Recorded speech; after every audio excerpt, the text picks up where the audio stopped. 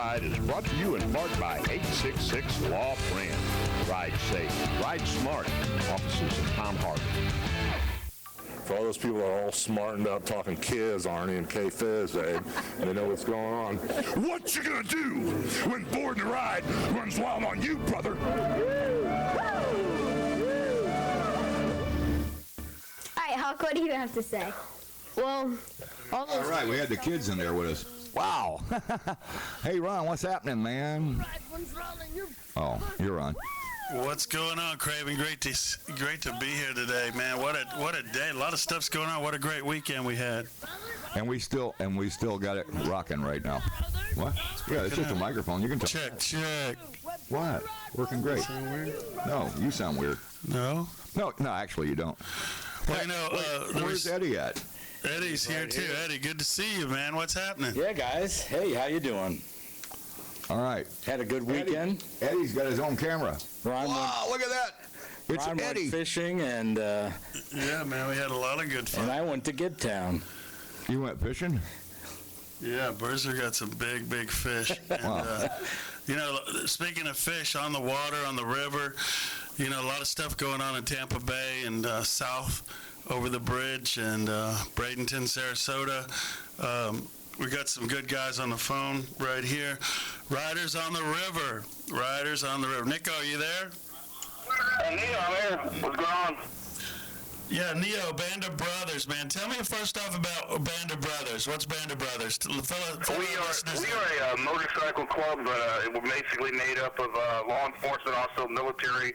We've got guys that have served our country in different branches of the armed forces, and detectives and officers, and some of them just are garbage men. That they don't go out and work for a living and love America, love riding motorcycles.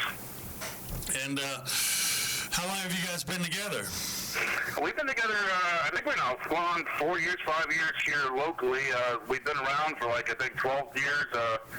Mother chapter from Ohio, and so the clubs have been around in general for a while. I'm actually the founding president in the state of Florida. Now is this one of them MC clubs or what?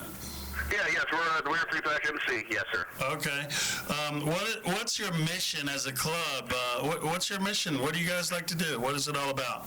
I always love bikes. We love, we all love bikes, obviously. We love supporting our community. We do a lot of charity events. We love to give back to the community and have fun doing it. And give a positive image to the biker community. It's a major thing. A lot of people have misconceptions about motorcycle clubs, and we try to show them, hey, we're a bunch of good people. We give back, and we do what we can for people. That's really awesome. Now, how many chapters do you have with the Band of Brothers? I believe right now we have 6 chapters. In what states? We have Ohio, Tennessee, Kentucky, New York, and then here in Florida. Actually, there's two in Tennessee. So you're the founding, you're the guy who founded the whole thing, the concept? No, I'm the founder of Florida. I'm the founding president of Florida. No, I did not found it. I mean, obviously, I had to go to Ohio to meet everybody at the founding, at the mother chapter before, we were able to come into Florida. But no, I'm the founding president of Florida, but I did not found the club. No. So the founder was based out of Ohio? Yeah, it was up in Ohio, yes. That's really awesome, man. And, you guys are known around Tampa Bay, and I always see at Thunder by the Bay and the big rallies and, the bike nights as to go out there and do things in the community, like you said. And coming up, man, the 5th annual Riders on the River Bike Fest. That's Saturday, January 28th. It's coming up. 28th, yeah, not this Saturday, next Saturday. I'd like to thank, first of all, thank you, Ron. And we've been with Born to Ride magazine since the very beginning. And as a matter of fact, if you go to the latest issue of Born to Ride magazine, you'll find our ad for Riders on the River Bike Fest, a half-page ad in that magazine. We've been with you guys since the very beginning. Also, God, I got to put out a shout-out to Fran Hash. I mean, she's sponsored us for the last several years, and talk about someone that gives back to the motorcycle community. I don't think there's a name that is spoken enough than Fran. I mean, Fran just does so much, and she supports this event the last 3 years. To have her support and have her sponsorship for this event is amazing. Well, that's right, brother, and I was just going to bring that up. 866 Law Fran, and, how does it feel when you have somebody that supports, the good things that you guys are doing out there in the community? How does it make you feel? And there's somebody out there like that. No, that's just amazing. I tell you what, Fran, I can't speak highly enough of Fran. She's out there. I mean, she'll have a booth set up that day if people want to know more about what she does, and she usually gives away little napkins and tins and everything else while she's there. But I tell you what, this is a lady who really, gets out there and gets into the biker community. She gives stuff away. She supports these events. And to have her not just the first year, but second year, now going on a third year with her sponsoring this event and helping us to give back to the community, it's just amazing. And, to have her name on the event's amazing because, every really big bike event you see, you're going to either see Born to Ride logo on it, and you're going to see Fran somewhere on it. If it's a major event or it's something that people need to go to, you're going to see that on there. And so to me, to have her support and have her, being a sponsor for this is just another amazing thing. Yeah, we need to call her tonight, right? Yeah, we should, but man, Yeah, get she's her on like the air. Frank I got a Crimmins. bunch of questions to ask. She's like Elvis, man. She's like hard to get in touch with, man. But I have her cell phone number. I do too, but you're not allowed to call it, man. Yeah, I know. But Neo, Band of Brothers, what's this event for? Are you giving back to the community with this? Are you? Oh, absolutely. I mean, Tell most of us. the money we just gave away a family. There's a 24-year-old AMVETS member who just passed away recently. We went to his wake. He was 24 years old. He passed away kind of suddenly. Band of Brothers, I called like a spur of a dime. That's from my officers. We gave his family $200 to help with services. We're constantly doing things. The money, most of the money raised for this event is where we give away most of the money. We give away $1,000 over the course of the year, thousands of dollars, and most of the money we give away throughout the year comes from this event. This event is what helps us give back. No. So that's what's so important about Riders on the River. The way we do that, we have a door fee with people that's $5, but if you get one of our flyers, we have them all over bars. Matter of fact, you go to Woody's River Room right now, there'll be flyers out there. It's like $2 off admission, and basically admission is something that's just basically $3 to $5. That goes right to us to help give back to the community. We're also doing 50-50 raffles, which, part of that goes to us. The rest goes to, whoever wins. Plenty of raffles and prizes we're giving away. It's just a good time, and that's how we give back. And we try to make people have a good time doing it. We'll have vendors there, people sewing on patches, jewelry. I know Finn Spines will be there. You guys know Finn. He's always in your magazines. He'll be there. And then, of course, Kim Betts. You guys might have heard her name before. Kim Betts of the Gamble Creek Band. I think this is their third year playing for Riders on the River. So she's an amazing talent, and she'll be there bringing the music. And the great thing, if you don't have a motorcycle, you can still bring a cage. And if you don't have a cage or a motorcycle, guess what? You can bring a boat to Riders on the River because it's straight on the river. And what a beautiful place Woody's River Room is, right, man? They got great food, full beer, liquor, everything you want to drink and eat. But man, it's really a special place to have an event at. Absolutely, we're very proud to have it. We're very proud to be a part of Born to Ride magazine, to Fran, to just everyone who supports us and helps us to give back to the community. We appreciate it, and we'll definitely be there the 28th. It's 11 to 5, the 28th of January, not this Saturday, but next Saturday.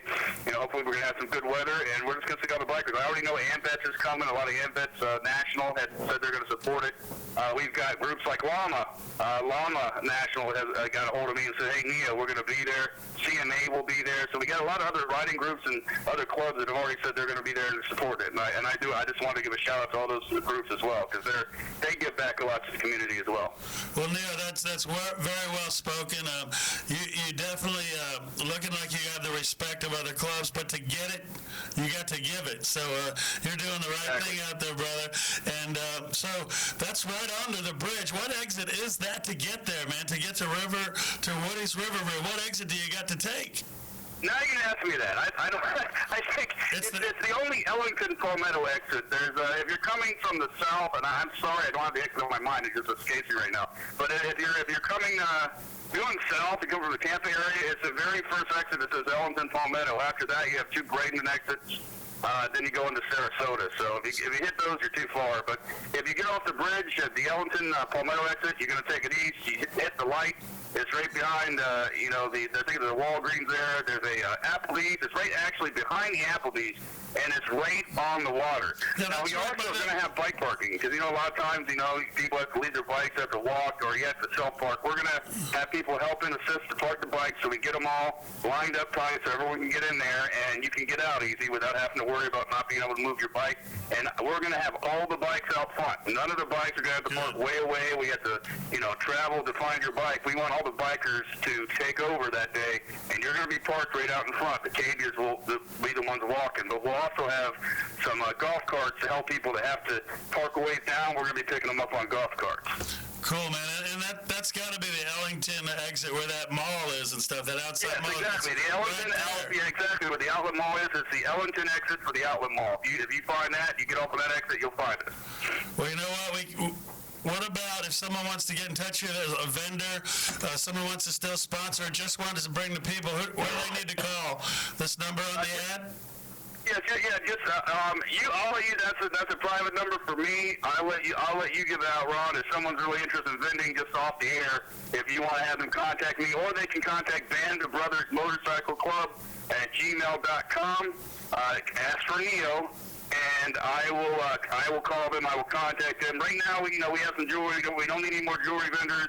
I've been looking for a sunglass guy, someone does sunglasses and some sort of lighting or something like that. I do have a couple spots open for someone that does something unique like that, and I would welcome anyone listening right now if you have that type of business and you want to come into a really good event, to contact me for sure.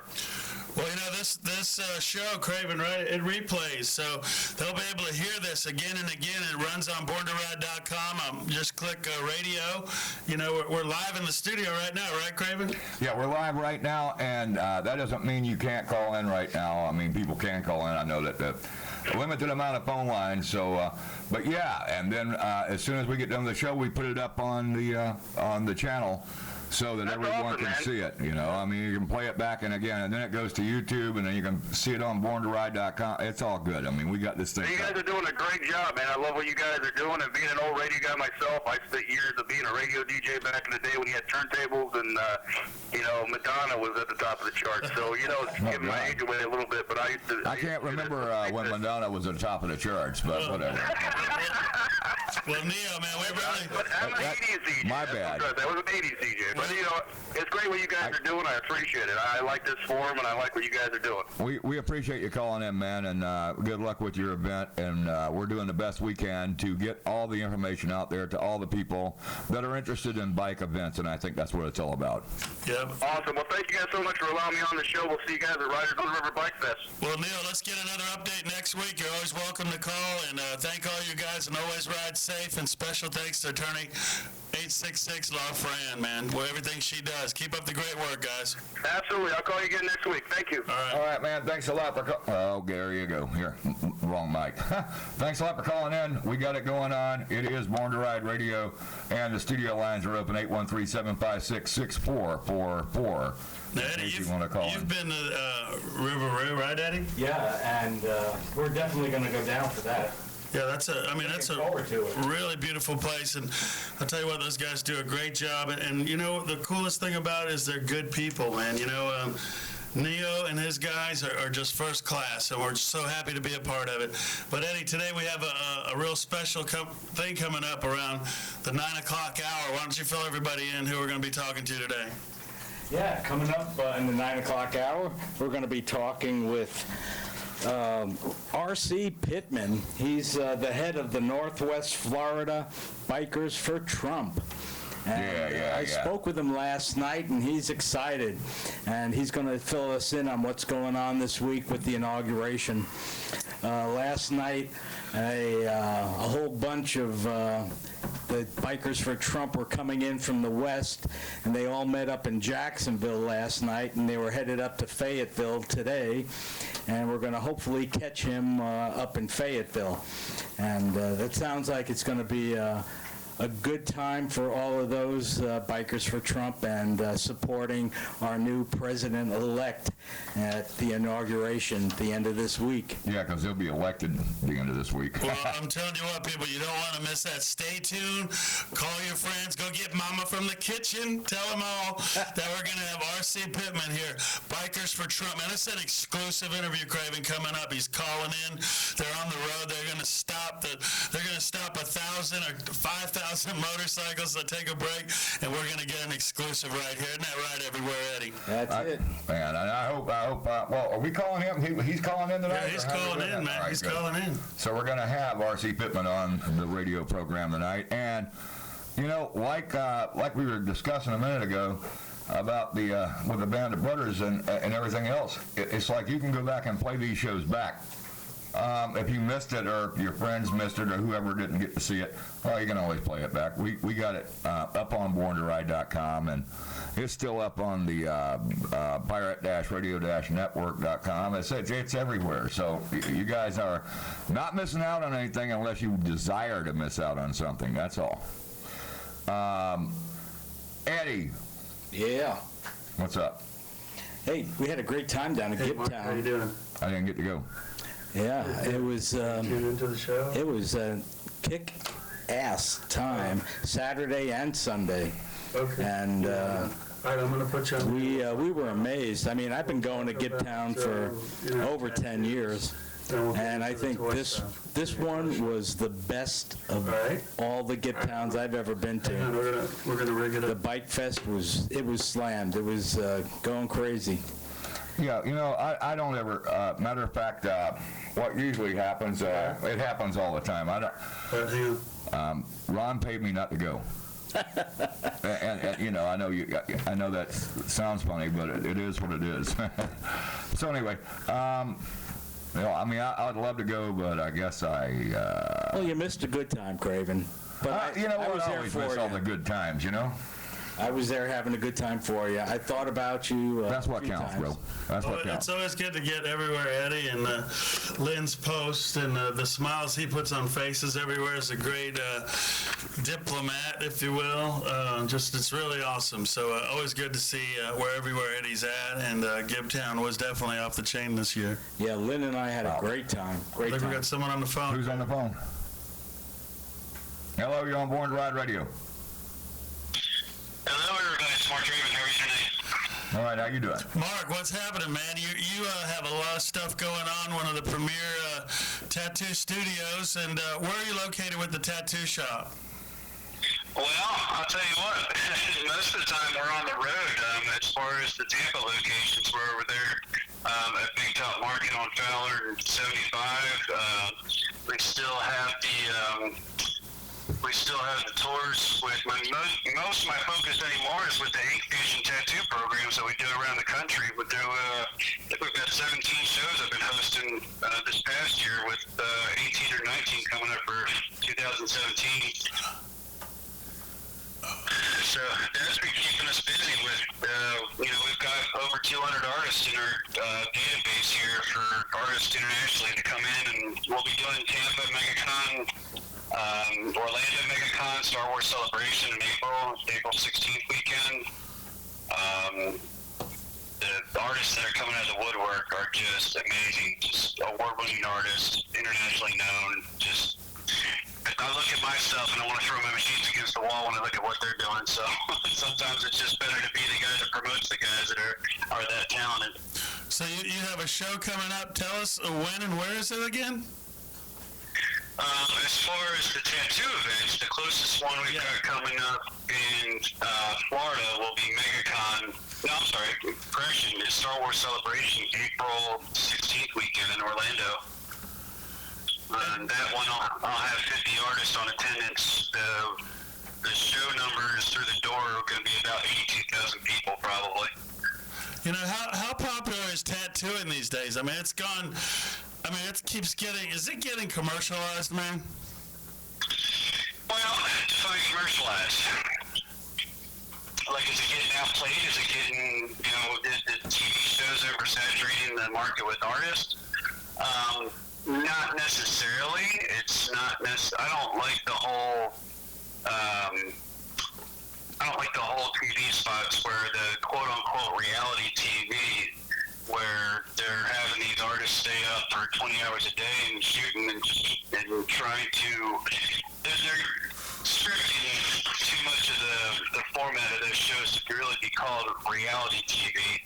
And I mean, I've seen some of the TV or the artists that are on the shows get sent home because, you know, they were told, all right, go pinstripe a car and then go tattoo this, that, or the other thing. And I don't know about you, but I don't have an auto body guy or auto paint guy showing me how to tattoo. So why am I going to sit there and know how to do pinstripes on a car? Like, I don't know how much it really has to do overall as far as who goes to the finals with some of those TV shows. And they're building the heat and the drama on the shows because it gets more watchers. So in that respect, I'm not a big fan of that. But on the other side of the coin, it is bringing it more mainstream to where, you know, we're not looked at in such a negative light. But I mean, it's been 20 years since I could say that it was really, you know, like what you and I grew up with. It wasn't doctors and lawyers and, you know, quote unquote upper class people getting tattooed.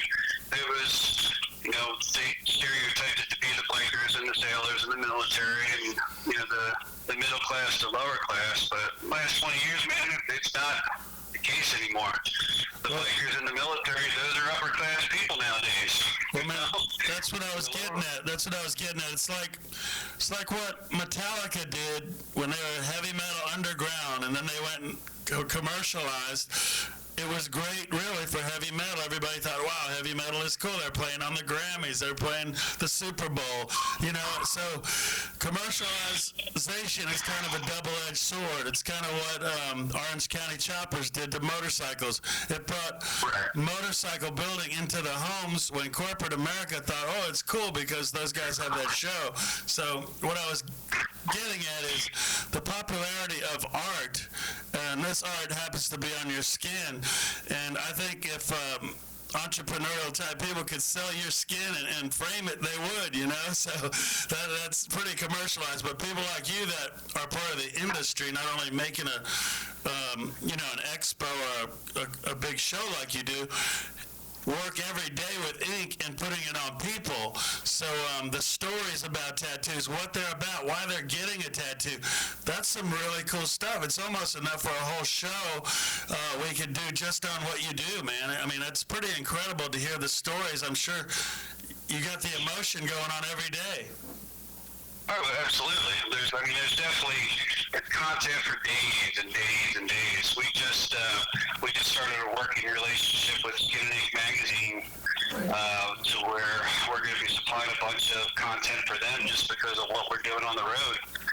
You know, just the day in and day out of the shop, that's interesting enough as it is, but just the people that you meet on the road, whether it be the folks coming up to get tattooed that are, you know, fans of the event, to we've had celebrity guests sit down and get tattooed and hear their backstory on why they want to get something done. So it doesn't matter. There's no profile anymore. It's anybody that wants to get something done and has a good idea.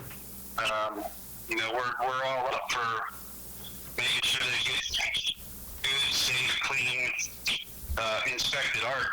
And I put the emphasis on that because the only downfall to the TV shows, I won't say the only downfall, the major downfall from the TV shows is every turkey comes out down the street and says, you know, I'm going to be a tattoo artist. I can draw, so I'm going to be a tattoo artist and become the next Kat Von D, or I'm going to be the next ink master or whatever. But meanwhile, in Florida, if you're tattooed out of your house without a license or anything along those lines, you haven't been medically trained and certified, that's a second-degree felony now. They're not throwing around that. Well, I think that's important. What do you think, Craven? I think, you know, it's a shame that people try to do it illegally, and since I'm not a tattoo guy, I don't know. But maybe we can get you to come down here and tattoo somebody at some time in the future. How does Now, that sound? Eddie, everywhere Eddie's in the studio tonight, and he's got, I guess his body tells a story on some of the cool things he's done in life and what the meaningful ink that he's got. Why don't you elaborate a little on that, Eddie? Well, I've got some ink going on. You got it on your chest. All right, keep your clothes on, man. Keep your clothes on. Got this one up on my shoulder. I've got a wheel with wings, and underneath it, I had a nickname years ago, Pop Top, and I have a Pop Top hanging on a barbed wire here. But in between, when I was out at Sturgis a few years back, I'm sitting there and I'm going, I want to get a tattoo from Sturgis. And I didn't know exactly what I wanted. And all of a sudden it hit me. We're sitting there and we're watching all these bikes and all these wheels going by. And one of my favorite songs was watching the wheels go on and on. And I had that tattooed right under my wing and wheels. So Eddie's got Eddie, you're all inked up, man, but it's kind of old school, a little bit of new school. But Mark, what else you have going on? We got to get you to come into the studio one night and maybe do some tattooing while you can. Yeah, right, for free. What do you think of that? One, no. Two, well, we could do something better. We could do, reason being is one, it's not allowed. It's illegal. We're just kidding. Two, What, we can't put you on the radio? oh, no, you can put me on the radio all day long. No, but maybe what we'll do is we'll have you guys come out to one of the events that we're doing, and we could do some coverage throughout one of the days, and you can cover everything from the tattoo area to the, other aspects of the show, and kind of give you a bigger picture of what I do on the regular. Yeah, and you know what? We could lead up to it with promos and commercials to help promote it and market it even more. And some of your sponsors and some of the industry people can be talked about what they're bringing to the show, what people will see when they get there. A little bit of education on safety and cleanliness, like you talked about. So, man, we need to talk. We need to talk about that. We'll have to get together and go over that stuff. But real quick, you've got something else coming up in March, right? You got a tour show coming up, man. Tell us about that. Well, so when I'm not being, the big tattoo guy, quote unquote, which really, let's face it, I'm not really the big tattoo guy. I just work with a lot of big tattoo guys. So when we're not doing that, I'm a total dork. I'm a toy geek. I grew up in the business of toys and collectibles and all that. I was doing that before I was doing tattoos when I was a teenager. So now, when I have free time in Tampa, we have been putting together a little toy show over at the Big Top Flea Market on Fowler and 75. And over there, it'll be March 11th. It'll be a Saturday this time. Normally we do it on a Sunday, but there's a lot of stuff going on in the first half of the year. So this time we're going to try a Saturday. It'll be March the 11th. The doors open to the public at 9 a.m. March 11th. Here's the thing that we try to do for everybody is, these shows cost money. People are like, well, it should be free admission to get into all these shows and free autographs when you have celebrities and stuff. If people realize how much money has to go out to these projects anymore, they change the tune. But what I do to try to make it more interesting is if you are active military or you have a military ID or you are a vet, you get in for free. If you are an active police officer, firefighter, or medic, you get in for free.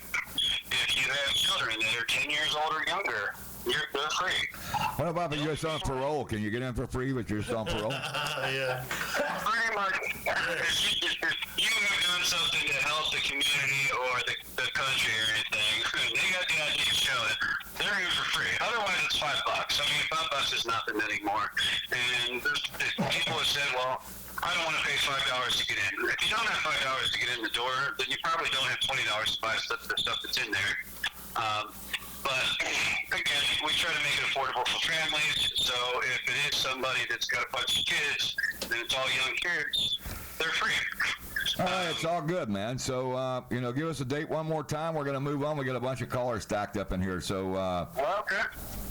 So we're shooting March. It's March 11th. Saturday, March 11th. Right. And if you want, you can go to Facebook, and it's Big Top Toy and Collectible Show. They can go on there, and they can check out all the updates. And if they have any questions, they can just send us a message, and we'll get back to them as soon as we get the message. All right. Well, thanks a lot for being part of the radio program tonight. This is Born to Ride Radio. We appreciate you calling in, and we'll talk to you again soon, man. Take care, guys. Thanks for having me. All right, thanks, brother. Thanks for being there. All right, good. Now, where the hell was I? Oh, I'm checking all the other lines now. The other studio line, a bunch of people have been calling in. If we missed you, call back now. 813-756-6444. Yeah, we've kind of been busy. We had that phone, the other phone, and now, here, I forgot. Got the feedback for Ron. Oh, man. Did you have some? What? Anyway, I never seen you turn down food, dude. Anyway, hey, never mind. Yep, got a call. It always happens, you know. I'm trying to get Phone Ron. lines are I'm trying jammed. to We just got to pick one anytime. Well, I know. Hold up. All right, Born to Ride Radio, you're on the air. Hey, this is Joey from Maiden Gang. Hold on a second. From where? Oh, Maiden Cane, it says this band. Okay. You in there? Yep. Who do we have on the phone? This is Jim Kiefer with the band Maiden Cane and my partner, guitar player, Joey Gilbert. How are you guys tonight? It's great to hear from you. Doing great. Tell us about your band. What's that? See what happens when I let Ron eat, and then it was like, okay. Tell us about the band. I thought it was Jasmine Cane. Maybe that's somebody else. No, this is the band Maiden Cane. I was invited to give you guys a call. Yeah, Maiden Cane. Yeah, and I have You guys are from South Florida. I have your, what do you want to call it? The song? Yeah, and you know where it is? It's on the computer in there instead of the one in here. But that's just my bad. Ain't no big deal. I loaded up everything else other than that, but I'm sure I can find you on Reverb Nation or on YouTube, and which would that be? We're on both YouTube and Reverb Nation. See, I knew that. That's how easy it is. I mean, I'll come out here and produce a radio show, and I mean, I'm not the producer, but I'm the guy that runs the buttons. This band is just off the touring circuit, and they've been playing Craven with a lot of heavy hitters. And we're talking about doing some networking with these guys and creating some big concerts and maybe bring back the Born to Ride Jam. These guys know how to network, not only musicians, but smart marketing guys, too. Fill the listeners in a little bit about who you guys been jamming with lately and what you've been up to. Go ahead. I'll let Joey tell you a little bit. Well, the band kind of got together. Well, me and Jim got together about 4 years ago, so it's been a kind of a project. It's taken the whole time to get all the members in place. But we've done acts with Blackfoot, Pat Travers, Eddie Money, Hetty, stuff like that. So a lot of national acts, and we've done a lot of big bike events. We've actually some of the we just did a show with 38 Special a while back. Got another good one coming up mid-March here in Inglewood. We're based out of Northport, Venice area, and we're redoing a show with Night Ranger coming up March 22nd in Inglewood. And we do stuff with Molly Hatchet and those, but really the players I heard you mention earlier are Kim Betts and one of our guitarists. Actually Joey, the guy on the line right now, he won Guitar Player of the Year Award in 2012. Our other guitarist, Peter Syracuse, he was playing with Dickie for a while, then he started playing with Kim. Now he joined us. We just picked up a new drummer named Michael Peck, who's actually in the Blues Hall of Fame. He was playing with a blind blues guy named Brian Lee. And we pretty much pulled all these good guys, Cliff Randy, Billy Day, and they're all very experienced in the concert scene. So we basically base this band on the big event concert style shows only, and it's working very well for us. Well, if you guys, if you're touring all over the place like that, I mean, I don't know what kind of management you have and how you're hooked up, but Hey, it's all good, man. I mean, that's the dream everybody has if they want to play and they want to go out and they want to make it rock. Well, let's see how that rolls. A lot of people aren't hitting the big scenes like you guys are. So tell us about what it's like to be. I'm not saying you're a B band or in a secondary circuit. I mean, if you're opening for major acts, you're doing a big thing. Well, but the biggest thing we have is we're, like I say, based out of this Southwest area. We do the Cape Coral bike nights, and we play in that area. Trying to get into Sarasota, trying to get into Tampa, is when you're not well known, nobody wants you to come up and play because they got all the other bands they use all the time. But once we can get into that market where they can see us, then game's on. We're ready to just really give them a great rock show. I thought you guys were you're opening up for, I don't know, some fairly major acts. I mean, what you were talking about. I have your song, by the way, loaded up right now. I should play it while we're BSing, but I won't. That would ruin it. But, I mean, you guys have got, are you signed with a record label, or how you got that going on? Go ahead, Joey. No, we're not currently signed. We're independent, and we're doing it ourselves. We're producing the stuff ourselves and recording it as we go along. We mix in covers, and we kind of go off of something we call the anthems of arena rock. We tribute all the arena rock bands like Foreigner and Boston and Bon Jovi. So we mix in the originals with that format and bring a pretty high energy show to the stage. So we have not been signed, which is not out of the question. I mean, we're definitely always looking for that. But like I said, we have been lucky enough to hook up with the big major acts and the nationals and do some really, really killer shows. And that's what's helping make it Maiden Cane what it is and getting the snowball effect going on. Well, that's a good thing. And, as long as you're out there and you're working, no matter where you're working, and you're doing some major shows, obviously. So that's one of those things that's a good thing. And I mean, I'm not saying, I've played in bands all my life, and I still mess around a little bit. But you know what? I'm not a rock star. I'm too old for that. It is what it is. But I'm still here, and I can still play it. And I still do pretty damn good sometimes. That's what counts. Yeah, and you know what? You can't ever give up.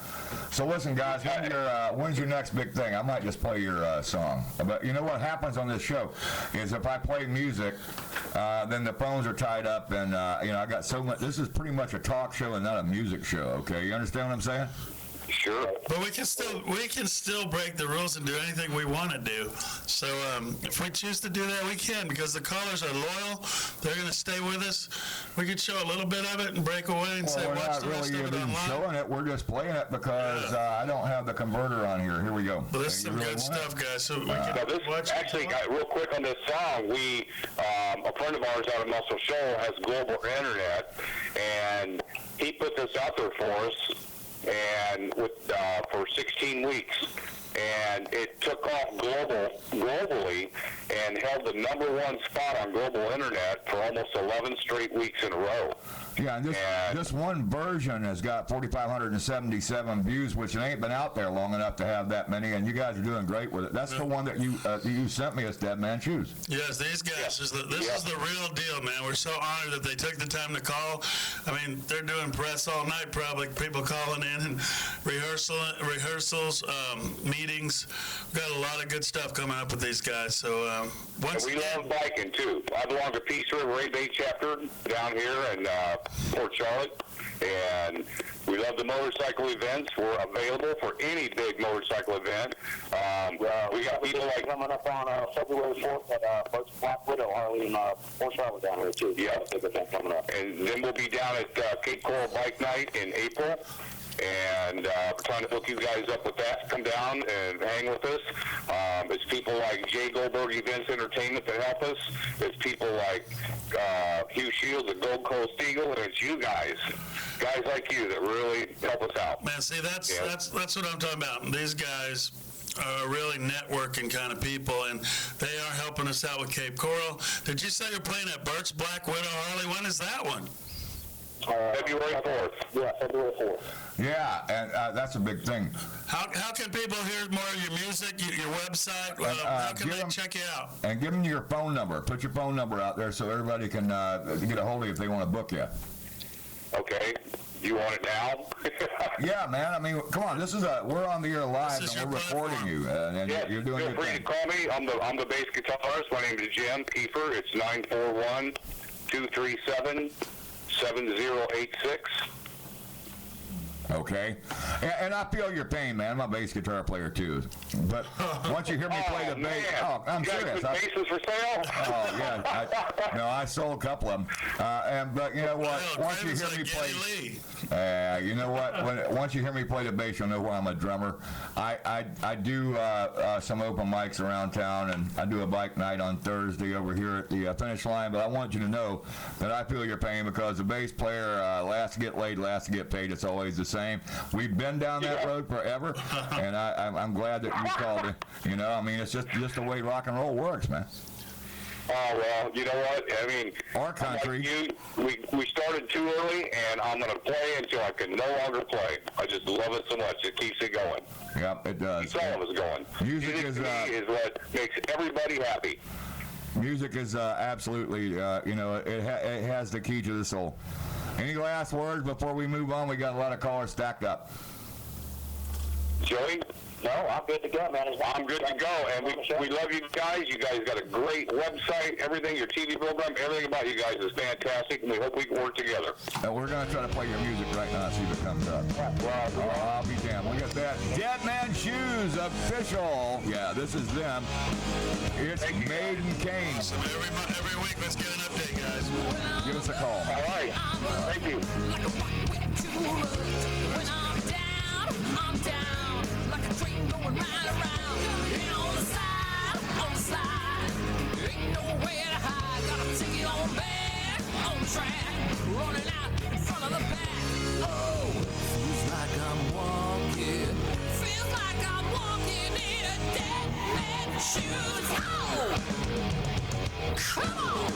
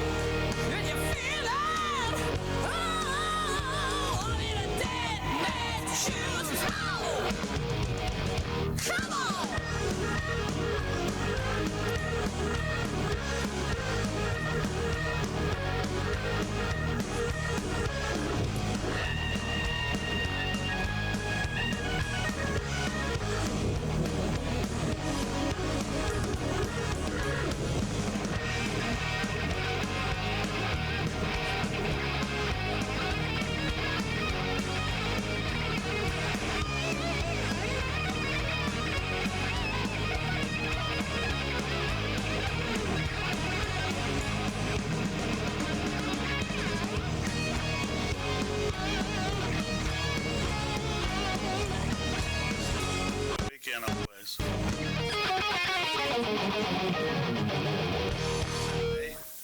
Memorial Day weekend is May like 28th, but usually we have a month. Now look at that. We had it. Cliff Randy from Maiden Cane in Southwest. That was really good. Maiden Cane Checking out our video was in for it. Dead Man Shoes. And We also he's want to talking about shout Dead Man out to Shoes right now. And Miranda for coming down and helping us out on the camera. And also a shout out to our ace roadie and right-hand man, Mr. Jim Shuckle. And then we want to give a huge monster shout out to Mr. Jay Goldberg for dressing up like a dead man and walking around the woods with us. Yeah. You're on Born to Ride Radio. What's happening? It's Reverend Jim, my son. It's a what? It's Reverend Jim. Hey, Reverend Jim, what are you up to, man? Oh, nothing. I saw the ad and stuff and figured I'd call in and see what goes on in Motorcycleville. Well, it's the same thing that goes on every day.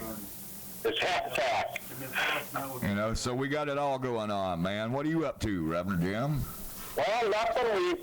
We started a charity racing for orphans, going to make some money for some kids that are abandoned by all of these fine, upstanding, liberal adults we have these days. You know, I know how they feel, and I am an abandoned child myself. Yeah, you know, what can you do to help a poor old overage abandoned child like me? Nothing, right? No, we can do all kinds of stuff to help you, Craven. I mean, you can't go down a whole lot farther, so there's no place left there. Well, you know what? You got nothing to lose, man, but we got a great radio station and a great radio program, and we got a lot of things going on. We'd like for you to become a part of it whenever you can, and whatever you can do, it's all good, man. Always. Anything for Born to Ride, that's for sure. Reverend Jim, how are you? It's Ron Galletti. Are you ready to testify tonight, Reverend? You know me, that pulpit's up and running all the time, brother. We're going to testify because you're about to testify what's going on with these bike building you're doing, with the charity involvement. Tell us about the ice racing, or fill us in what's going on, man. People don't know yet. Some people do. Let's spill the beans right here. Okay, what it is, you know, because I've been around a long time. You and Craven can attest to that. Me and Craven have done some pretty cool stuff together. Yeah, we have. You're older than dirt, brother. Ain't it the truth, man? But as you get older, you start to realize maybe that motorcycle building's been very, very good to me. So I want to leave something behind. So I started a charity, Racing for Orphans. And we're going to go to the bottom of the salt flats, and all the money we raise through this charity is going to go directly to kids.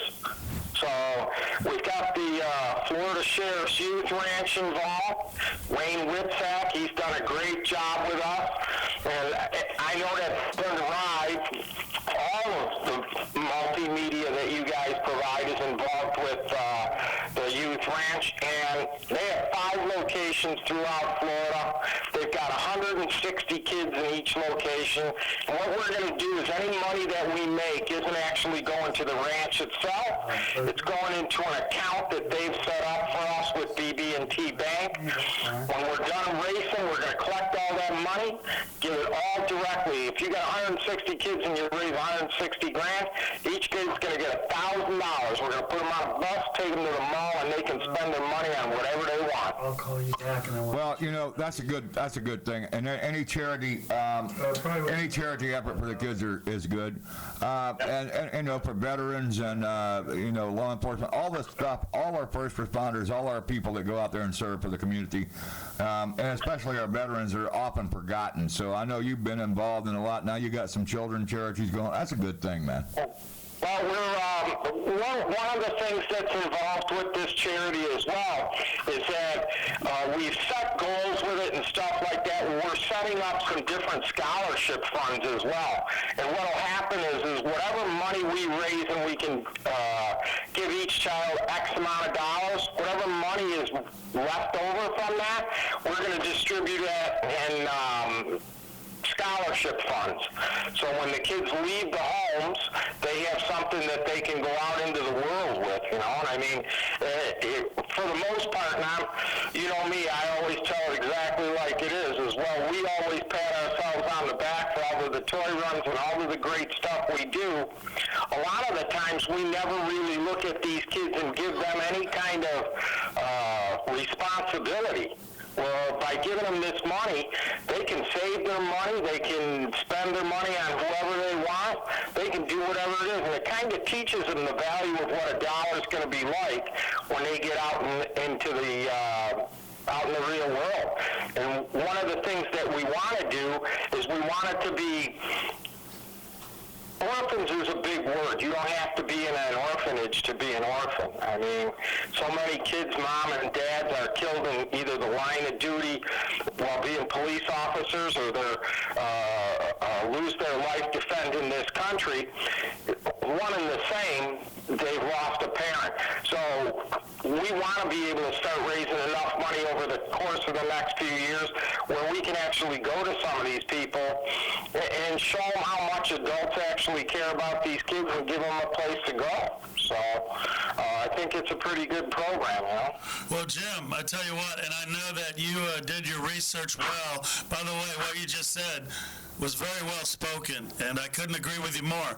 But you researched the proper charity to get tied in with, and you met a man named Wayne Woodsack from the Florida Sheriff's Youth Ranches, and I think you hit it right on the head with the right charity, with the right guy, and the right program.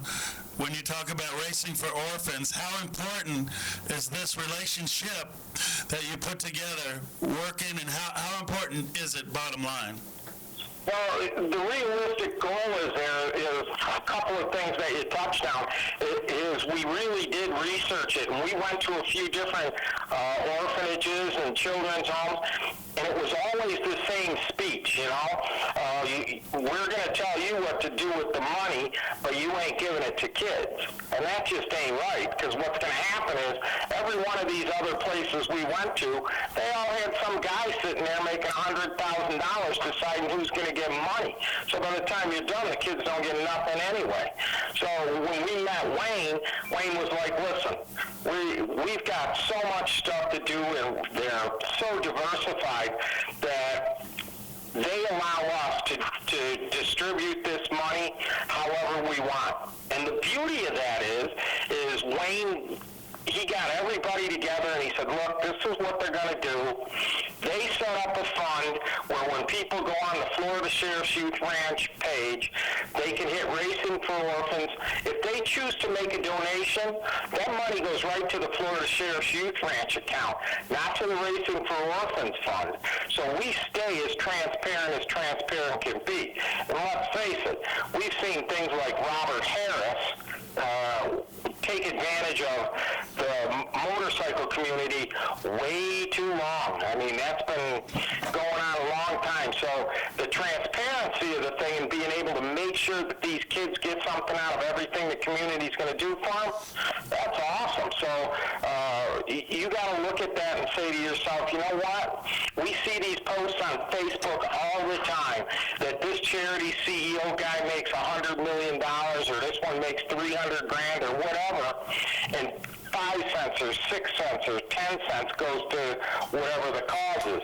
Well, for them guys to let us give all the money to the kids, it's just outstanding. I can't tell you, if I was a kid, and I grew up on an Indian reservation until I was 10 years old, right? So I know what oppression looks like. But you didn't look like an Indian, though, man. What? So, you don't look like an Indian. Well, no, you're speaking the truth, man. It's the truth, and we want to say one thing to you.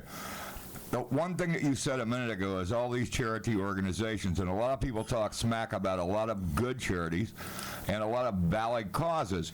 But, Jim, I've known you forever. Oh, yeah. And Indian reservation or no, the truth is that transparency you're talking about, it does take money to run an organization, but you don't take money out of the mouths of hungry and needy children. You got me? All right, now Ron's going to follow up on that. Well, you know, one of the things on that thing is that I got an old saying: if you're being paid for it, then it ain't charity. That's the first thing. Oh, yeah, okay. Well, there's a lot of stuff going on in this country. Over the last 2 years, we've been dealing with organizations taking money and putting it in the wrong place, and all these couldn't really put anything on anybody. But a lot of talk was going on. Speaking of that, around 9:30, Jim, we've got R.C. Pittman calling from Bikers for Trump. They're on their way to Washington, D.C. for the big event this weekend, and it's going to be an exclusive interview. But that's what happens on Born to Ride Radio. You never know who we're talking to, who we're going to be, going over some ideas with, and just like you, racing for orphans, man, and the Florida Sheriff's Youth Ranch. You know, tell them how they get in touch with your website and maybe a phone number if they want to get involved.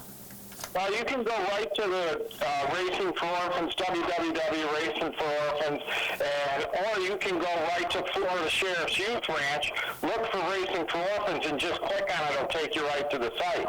Then if you want to get involved, all you got to do is click on my phone number and give me a call, send me a text. If you want to donate, you click on the donation button, and like I say, the money that you donate will go right to the ranch and directly to the kids. Nobody touches that money. I mean, nobody. As far as running the charity itself, you know, I've got some big names on that board. Not only is Wayne Witzak on there, but the guy that founded Biker's Dream and went to the New York Stock Exchange years ago, he's on it, Dennis Campbell. The guy that started Safe Team Driver, Bruce Murakami, I mean, talk about a guy that went through hardships, he's on the board.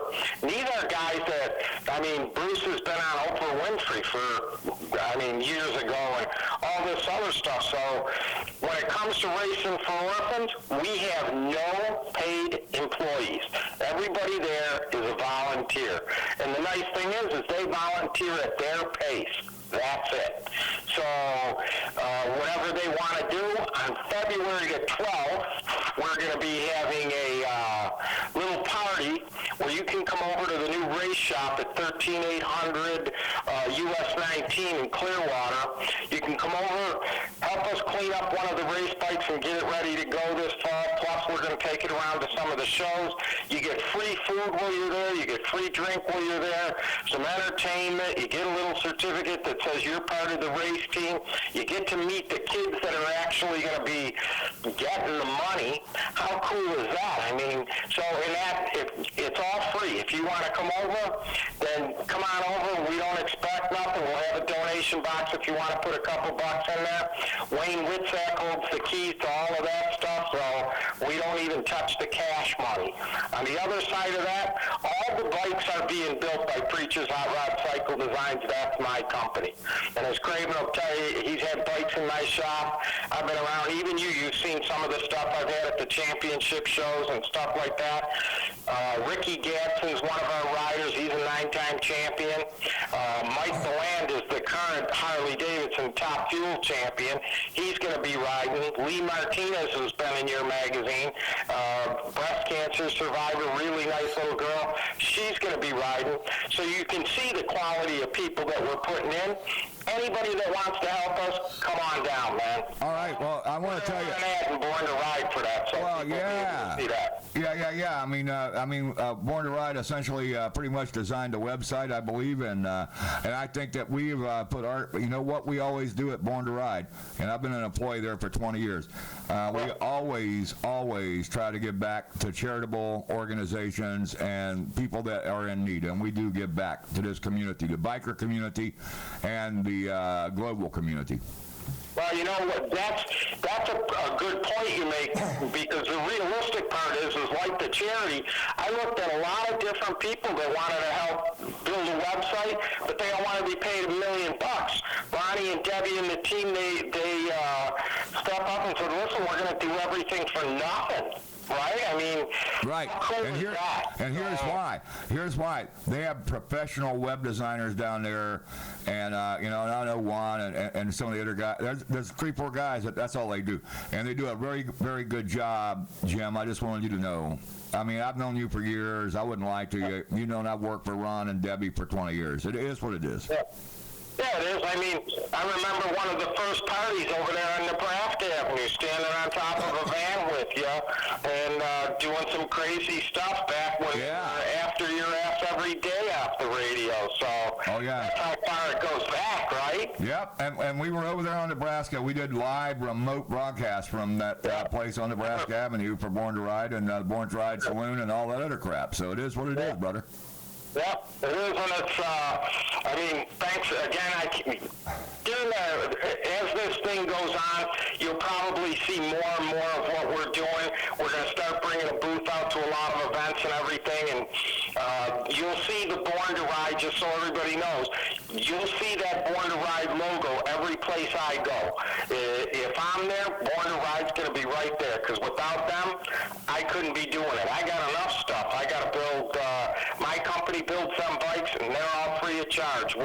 We've just purchased a new 30-foot car hauler to take everything out to Bonneville, all the stuff that you got to do. So for me, to have Ronnie and Debbie take care of all of that other stuff, talk about a load off of my plate, right? Yeah, I know, right? and here's the thing. All right, so listen. Everybody knows about Preacher Cycles. Everybody knows the Reverend Jim. Give us, all our listeners, a blessing tonight of some sort, okay? Because I don't want to try to do it myself. Well, it's pretty simple. I'll give you the blessing that I wake up to every day, and those that know me know that I've had some pretty serious health issues, a few heart attacks, stuff like that. If you're going to wake up in this country and take advantage of everything we got, whether the Lord is blessing you or not, on Friday afternoon, this country is going to get back to what this country is really about. Right on. Everybody believe in the future that we have, unite behind it, and let's make this country great again together. Stop the fighting and the bickering, and God bless everybody, man. He's testifying. The Reverend Jim from the Church of the A-Bangers, baby. Church of the A-Bangers. I got my hands in the air because we love you. Making it great again, brother. Hands in the air. Reverend Jim, we love you. Speaking of that, we have... that's why when we testify, that's why we started the first Church of the A-Bangers.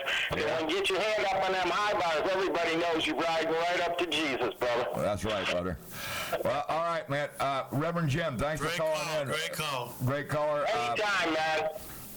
We're glad you called in. All right, you have a good night now, brother. We'll see you again soon. Keep the updates coming. Yep, keep on calling in. We'll be here. And then, coming up in just a few minutes, R.C. Pittman, Bikers for Trump. Now, look at, I know, everybody's like, oh, what's all this social media crap? Well, I can tell you. Bikers for Trump, they follow me and I follow them on Twitter. I don't know what that's worth. Probably nothing. But we got R.C. Pittman from Bikers for Trump. I know this guy because, I share Eddie. Come on, it's big stuff. It really is. Real big. R.C. Pittman, he's next in line to Chris Cox, who's the head of the whole organization. I really don't know, about Cox and such, but I do. Chris. What? Chris Cox? What are you trying to? He's trying to make it sound funny. I'm just doing radio. It's not supposed to be comedy. But Eddie, this guy is he's a big player. Yeah. Real big. And I met Chris Cox for the first time last year back at the Trump rally at the USF at the Sundome, and what an awesome guy. And then I met him once again over in Daytona for a Trump rally over there. Right. And he's done so much since the beginning of Trump going into the race. And Bikers for Trump has just grown and grown and grown. They were up in Cleveland during the convention. Did you say moan and groan or groan and groan? Groan. Oh, okay, because you keep talking about, cocks and groaning and groaning. I don't know, Eddie. I mean, you're my friend. I've known you forever. Come on, brother. No moaning, Craig. No moaning. But anyway, All right, great. Bikers for Trump, they're an amazing organization. It is, and you know what? And they were instrumental in helping get Trump into office. And the inauguration's this Friday. I know we're all going to be partying. I don't know if I'm getting champagne or whatever. But anyway, well, I'm not sure what we're doing exactly, but let's see. Okay, so we got Brett on the line right now, and we're going to try to get that call in. Eddie, Pittman's coming up. We're going to do that. That's going to be serious. Yep. And right now we have so many calls. We're trying to space them out so that who do we have now? Speaking of serious people in business and in motorcycling, there's also the business side of it, and there's management side. There's the CEOs, the people who work that grind every day to sell people some of the greatest motorcycles in the world and some of that great service and entertainment. Talk about entertainment. Harley Davidson, Brandon. It's Florida, it's the group from Florida Harley Davidson group, HD Florida. And on the phone with us right now, we're honored to have Brett, the general manager from Harley Davidson and Brandon. Brett, thanks for tuning in tonight. Absolutely, guys. I'm glad to be here. Well, man, you took the reins over at Brandon Harley. Things are changing.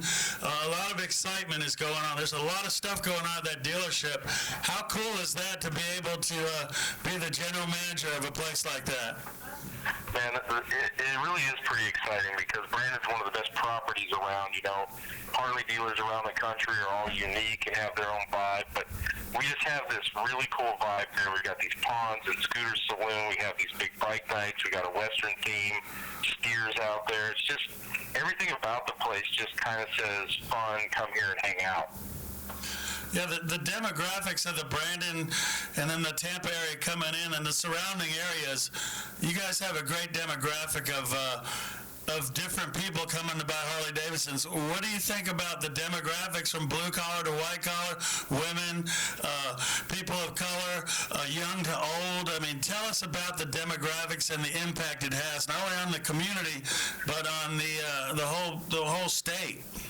Actually, that's what's really exciting about Harley Davidson right now because it's a colorless bike. It doesn't matter. We have Buffalo Soldiers who come out, which are predominantly African American. We have the Llamas, who are more of a Hispanic club.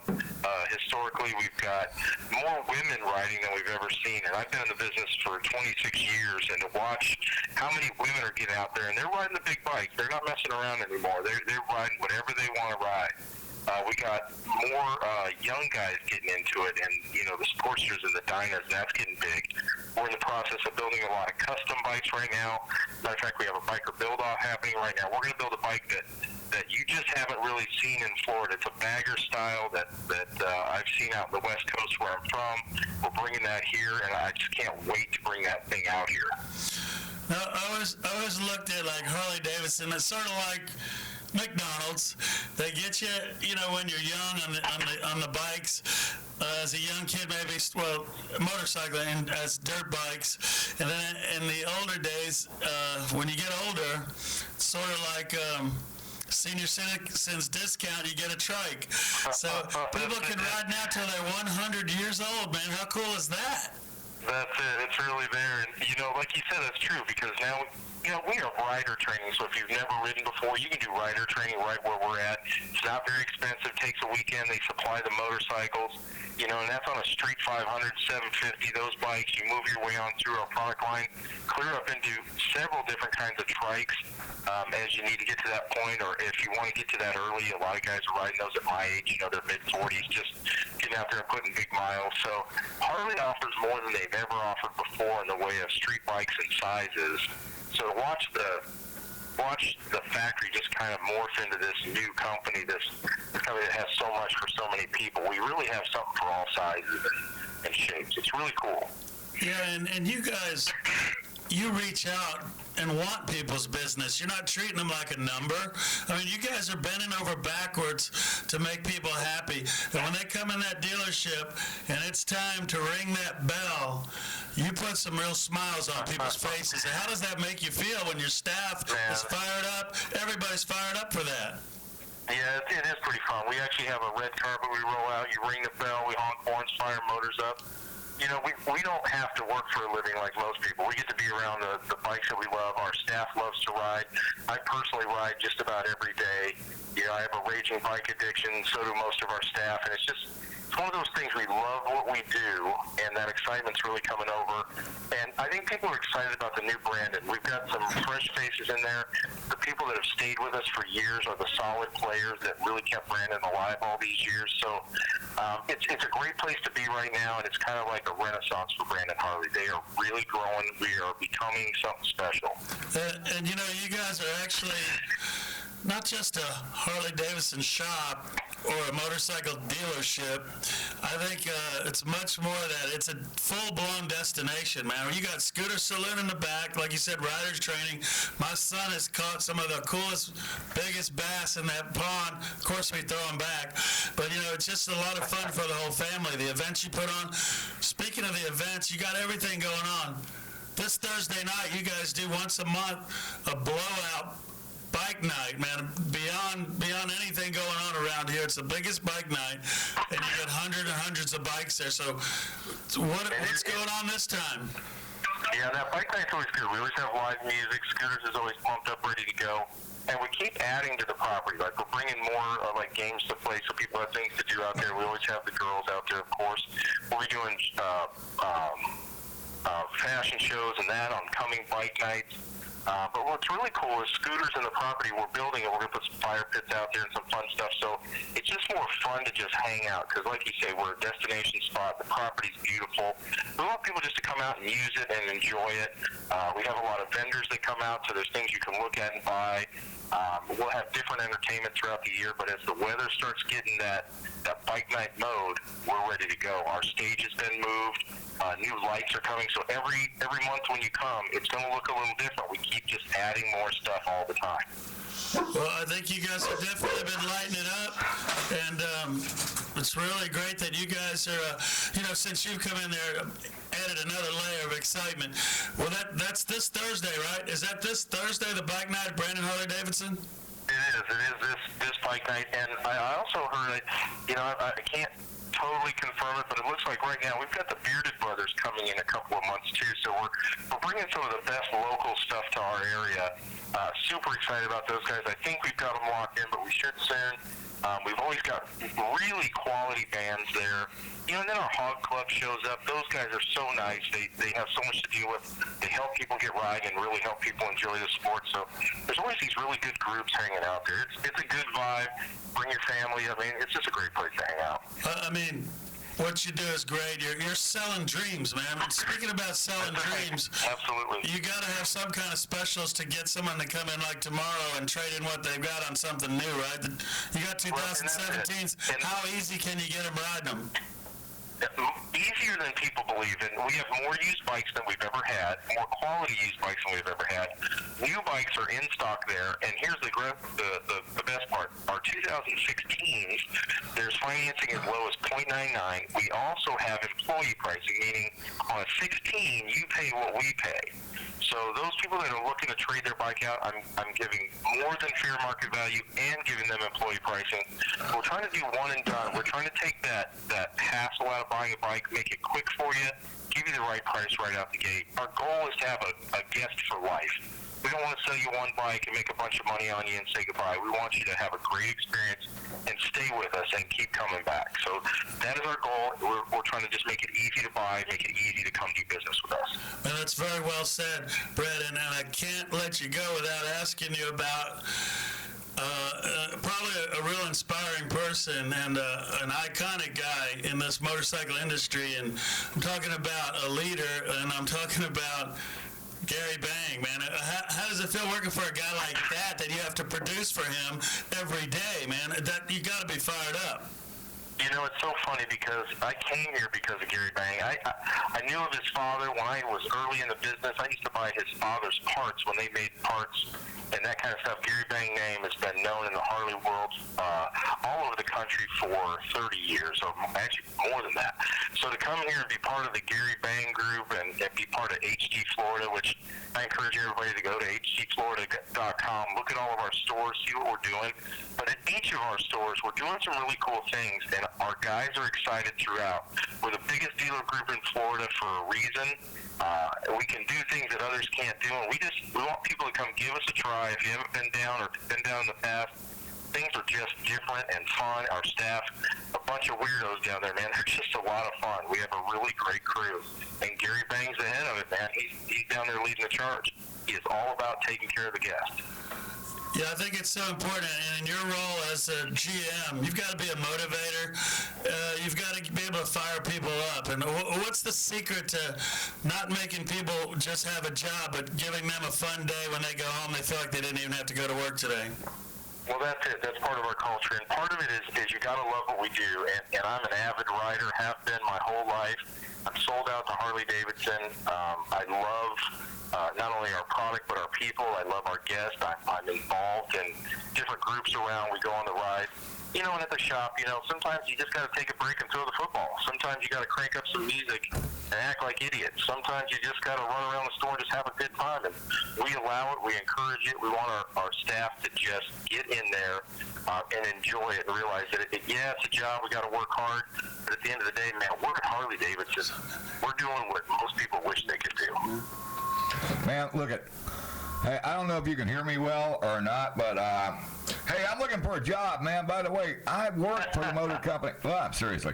And you know, I did parts, I did sales, and I did service. I worked on every brand new Evolution Sportster that ever came out of the motor company. Every single one of them. Yeah, pretty much. Because they weren't the world's best, but that was my main forte. Anyway, had Harley-Davidson. What kind of job can you offer an old dude like me that knows how to do everything? You know, honestly, we are always looking for really good fit specialists, people that can help people find the right bike. And for me, if someone's enthusiastic about motorcycles, we can help you sell bikes. You know, there's opportunities in our motor clothes, our gen merch area. There's opportunities in our parts and service departments. You know, we're always trying to bring people into the family. And just like every business, good people are hard to find, and we're always looking for somebody with the right attitude and a little aptitude.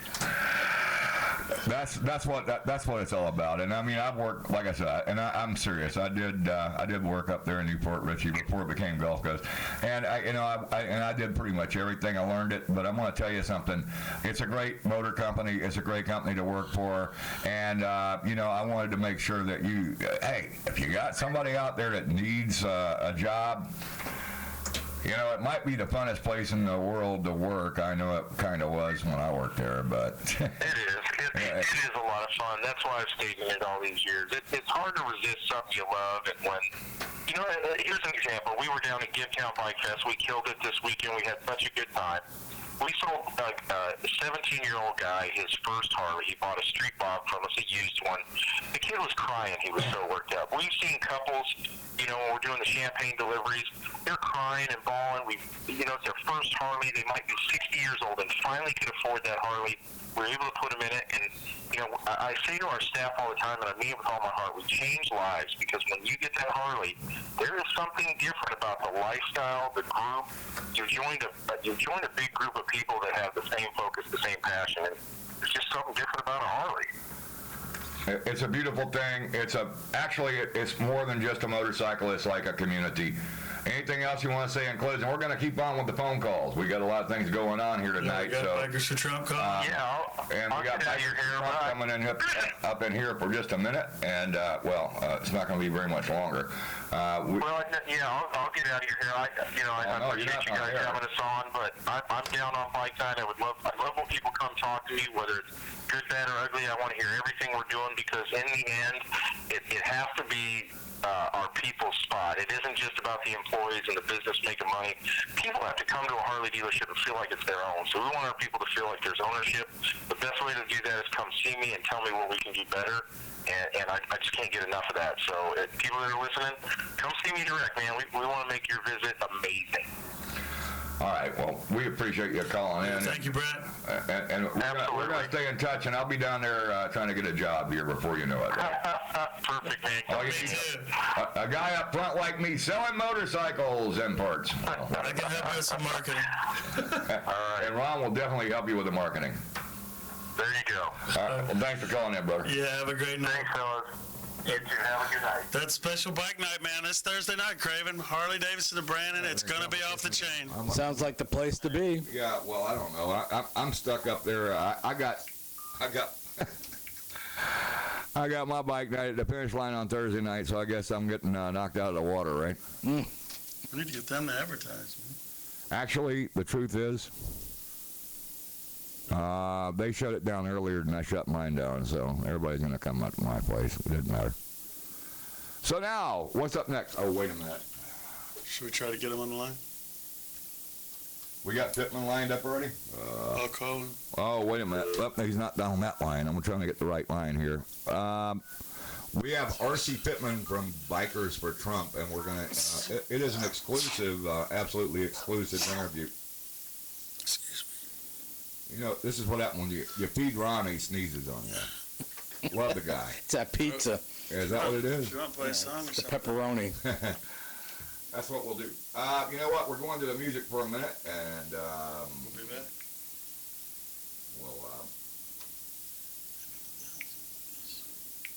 We'll be back with you in a second. It's Born to Ride Radio with Craven and Everywhere Eddie. Say it, Eddie. Hey, you're on Born to Ride Radio. Stay tuned. Yeah, and we'll be right back. Calling tonight.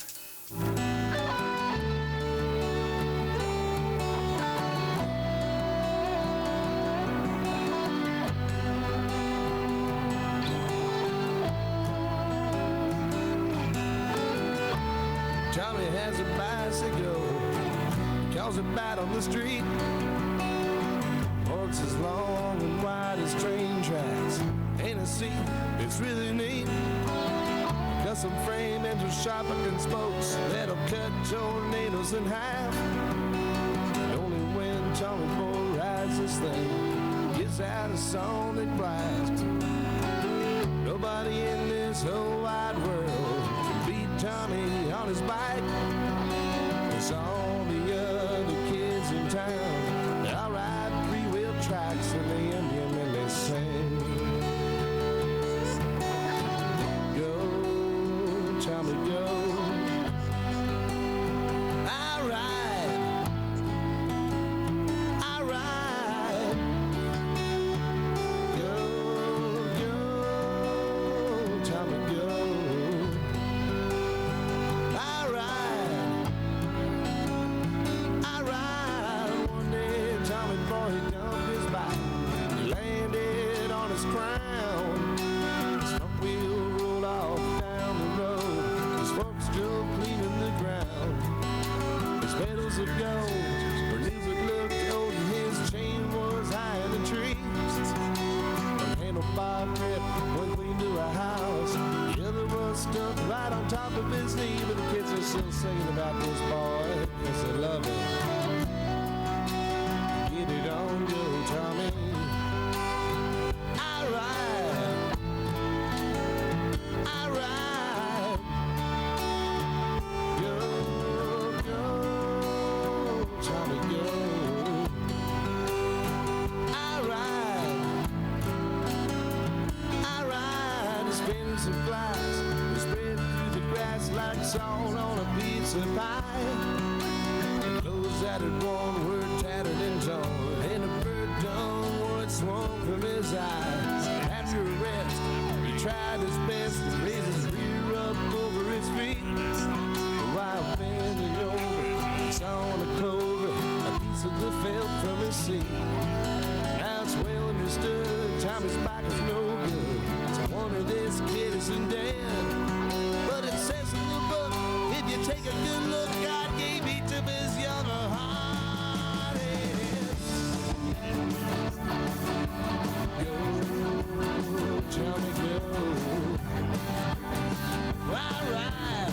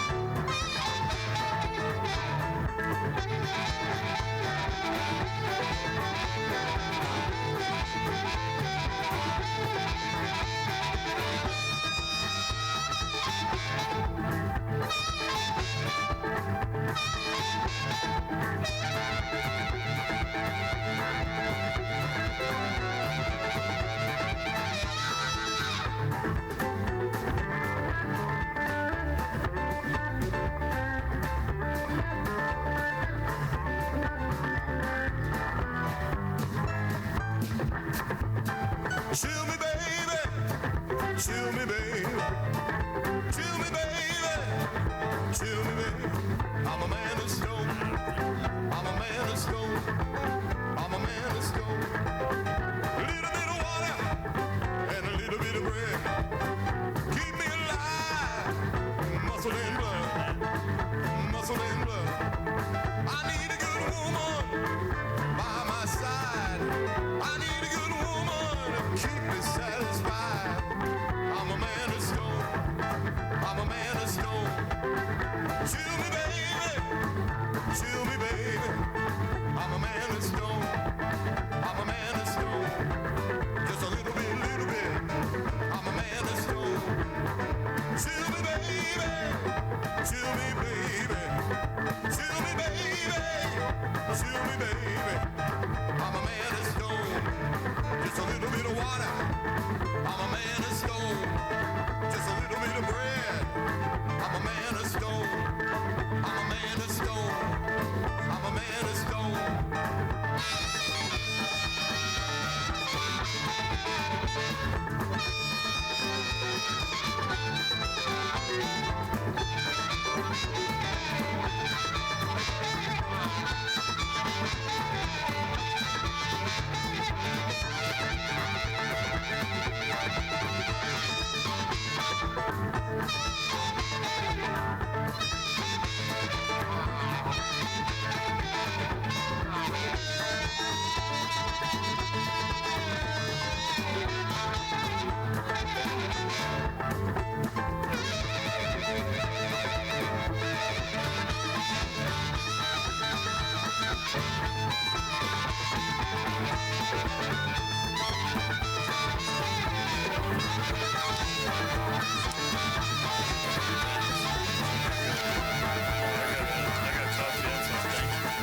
Pizza was good.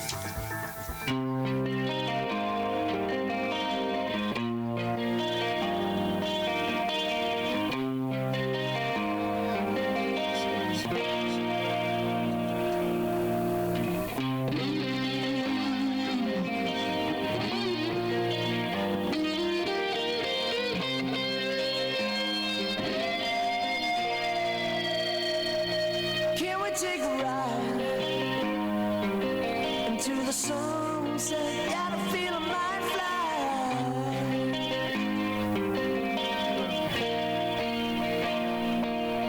There's a full moon to light the way. Waiting just beyond. We'll stop the music for you, girls. We'll stop the music for you. You're a celebrity. Yes, how are you? Oh, I know, man. Did you see those fish we got?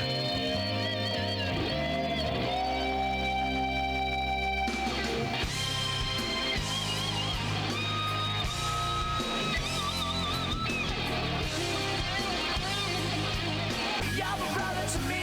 Yeah, there's nothing like sharing that moment. When the daughter comes out after breakfast for 2 days, and the morning we get up at sunrise. So, on the last day, we got Emily to come, and she caught 3 fish, and then we didn't catch any. I caught one at the end of the day, but it was so awesome to see that smile on her face. You know, she's 15. It was just awesome. She kicked my ass. It was great. We have him, right? No, I don't have any children, but I completely get it. I really do. You know, that's why I'm so much into my music, is because that is my legacy. All right. On the phone with us right now is Danny Dermott. What's up, Bargain? Hi, what's up with you guys? We're hanging out in the studio, and we're putting you on the air live now. Oh, well, what would you like to talk about? Or do you want me to talk? I think you were talking about fishing or something when we were off, and I was like, all right. Yeah, I was saying girl power, go girl power, because your daughter, you know, beat you fishing. We were, oh, God, here you go. Yeah, it's an awesome feeling. Like I said, you know, we went out 3 days straight. On the third day, we got Emily to come, and she caught 3 fish before we caught any, and she just kicked our ass, and I loved every minute of it. Well, that's just really awesome that you spend that time with your children. That's really important. Yeah, we put the fish in a bucket and brought them back over to my brother's house. This is up in Georgia, and we let them go in his pond because they were smaller bass, and it was really awesome. I always say, kiss my bass. Kiss it, baby. Yeah, but I don't know, man. I mean, he's talking this thing. I guess he's on that Plenty of Fish site or whatever it is. I'm not sure. No. Ron, tell me about that. No, we just had a family vacation, man, and it got away up in the mountains and just sit back and listen to the wind blow through the trees, man. It was that fun. We threw horseshoes, shot some guns, rode motorcycles in the dirt, and went fishing, man. I mean, and it was Debbie's birthday, too. She loved every minute of it. That's right, Debbie's birthday. Yeah. Did she have a good one? Well, It was awesome. My boss, Debbie, and I forgot to call her and say, hey, happy birthday, boss. I didn't do it. So how was that show, the Heroes show over at High Octane? Well, it was really, really cold. It was like 37 degrees on my drive on up there, but it was a great day, a great cause, and really, really enjoyed it. And we have another one coming up, February the 12th on a Sunday. I'm really excited about that. It's at Frankie's Patriot Barbecue in, I believe it's Largo, Clearwater area. And Is that Heartstrings for Heroes again? yes, and Wade Whiskey is the CEO of this, and I'm not trying to step on his toes by talking about all this, but I've learned such a great deal about everything and veterans. I did not grow up in a military family, and it's just really touched me to start understanding everything that's involved in the sacrifices these people made and how to honor them. And so it's really a privilege that, Wade Whiskey has asked me to perform at another show. And I had been to several of his shows that I didn't perform at, just with donations and just to see what was going on, because I have a charity I've established of my own for Alzheimer's, and I'm very interested to see how these organizations work. And anyways, I tend to digress, pardon me, but Frankie's is owned by a gentleman named Craig Gross, and he named his place after his son, Frankie, who was killed in action in Afghanistan in 2011. And I have learned something new that you guys, probably are aware of this, but I actually made a post Yeah, how you doing, man? This is Ron. today on Facebook about, do you know what a Gold Star family is? You want to talk about it? Yes. Do you know what that is? I didn't. I didn't know what a Gold Star family was. Right. This is... But Janie, you did find out, and that was awesome.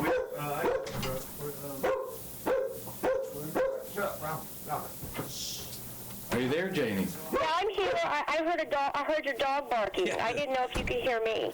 Well, no, I can hear you fine. That's Craven barking. No, that was just me barking. You know how I am. I like to bark at the moon. Well, I feel kind of silly because I didn't know what a Gold Star family was. And I didn't realize that identified, it was established after World War II ended, that Congress established the Gold Star lapel button to provide an appropriate means to identify the families of members of the armed services who lost their lives in the defense of freedom and democracy during the First and Second World Wars and any subsequent hostilities that we became engaged in. So, this is a learning process for me, and I'm just really excited about it. There are a lot of people, and all of these events, there's usually a bike run before then, so we encourage all the bikers to come out. The ones who are registered, they're free T-shirts, and they're always very patriotic T-shirts. So anybody who wants to come out, February the 12th, Frankie Patriots Barbecue, it's going to be an all-day event again. Multiple bands. My band is performing, and they have great food, and they'll be honoring the Patriots. It's a great cause. 1 second. Well, you know what? You're the only one. You learned about it. You can elaborate on it, and you can make it happen for us, and that's what we're doing is... Oh, we got that call? It's gonna be better coming on. Oh, he's already. I don't want to miss this guy. Okay. So go ahead and elaborate, but make it quick because we got to go now because we got R.C. Pittman on the line. Okay. I need to get going and take my puppy out. I just wanted to drop in and say hi to you guys, and you have a wonderful, wonderful evening, and I'm sure I'll see you guys out and about. Yep, we'll be out there. We're on the road. Okay, have a great night, guys. Thanks for calling. All right, bye-bye. All right, bye-bye. Hold on a second. Let's see here. I'm trying to get all the calls lined up here. All right, who we got on the phone now? RC, are you there? Yes, go ahead.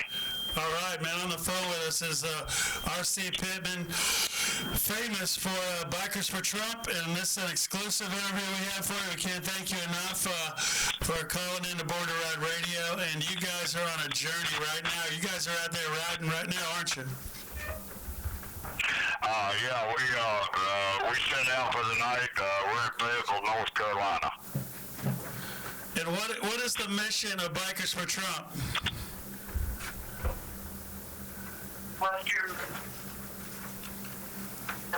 You there? Say that again. What is the mission that you guys are doing right now? Bikers for Trump. Fill everybody in on what you guys are all about, what this movement is.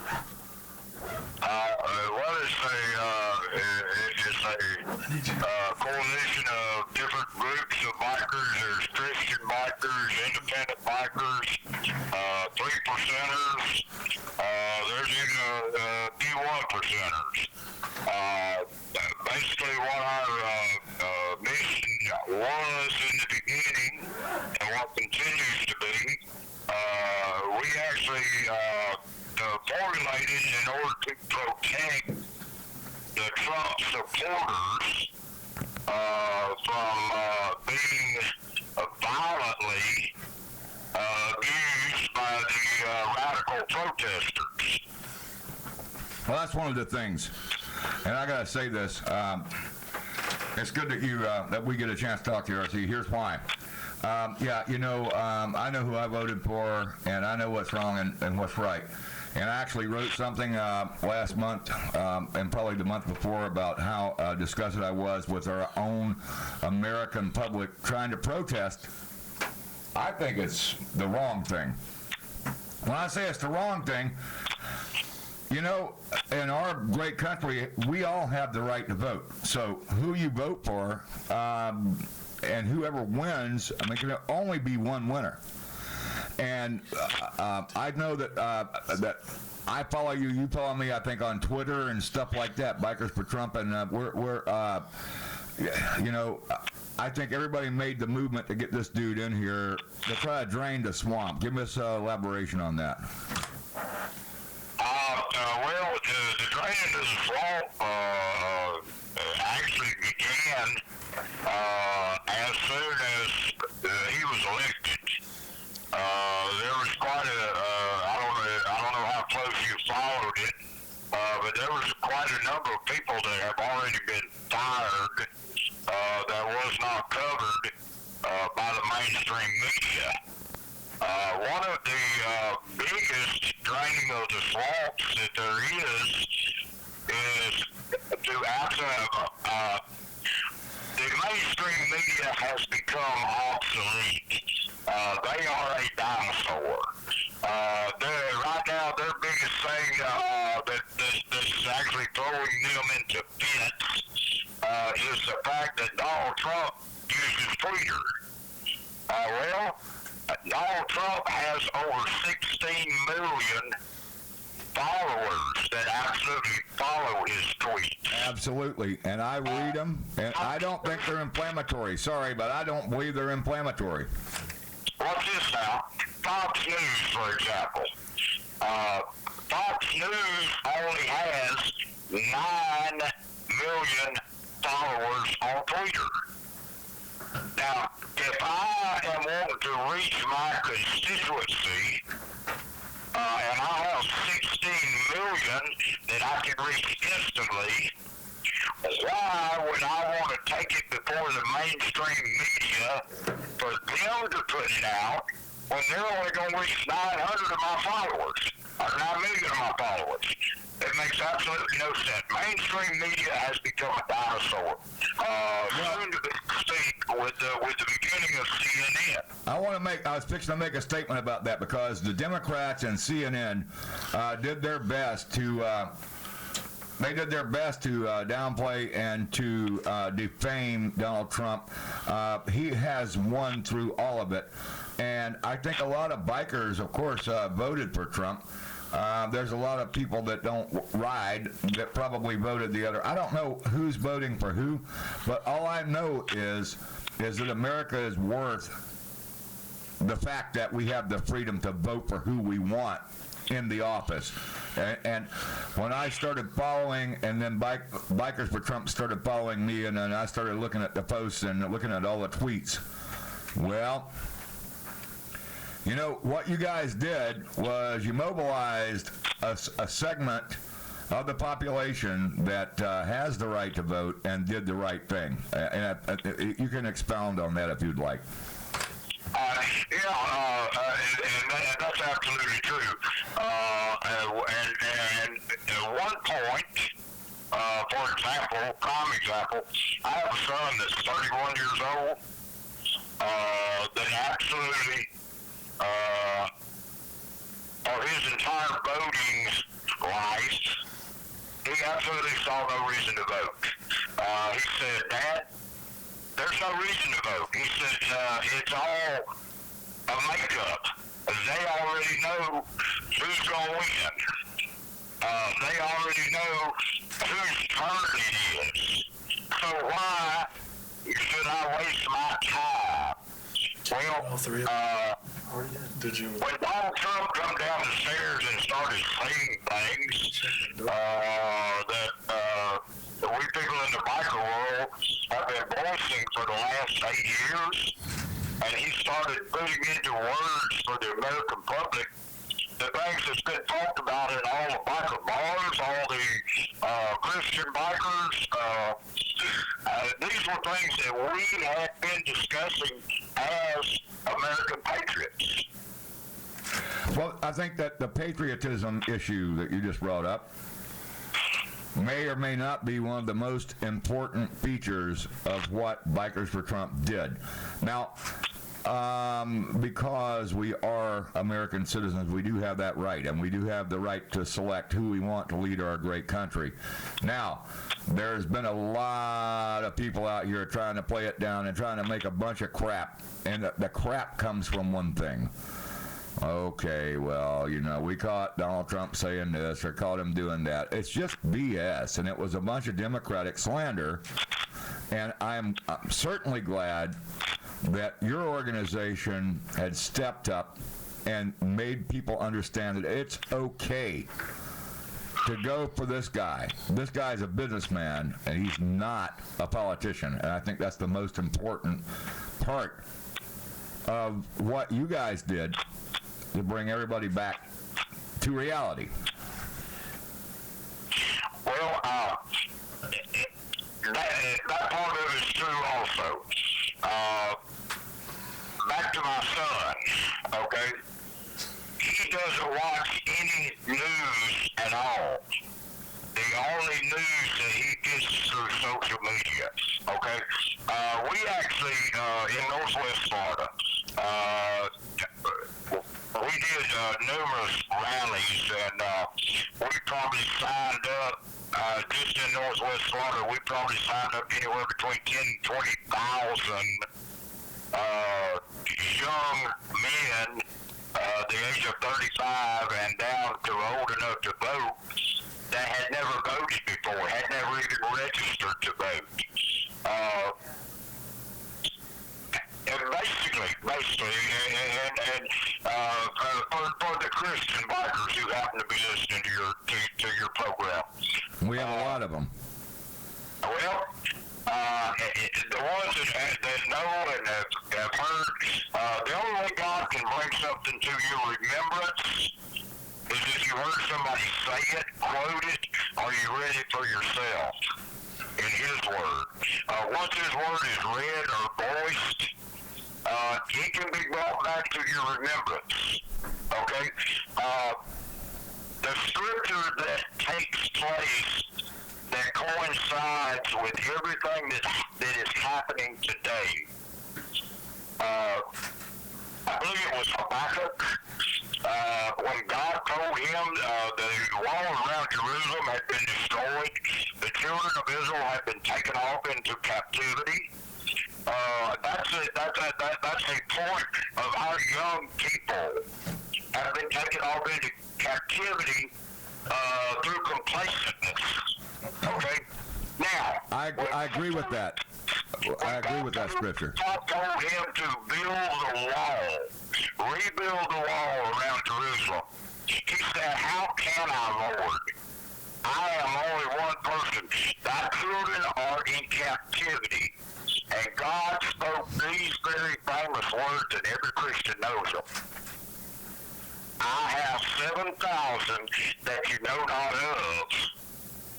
It's called men for such a time as these. And every Christian biker that's listening right now knows exactly what I'm talking about.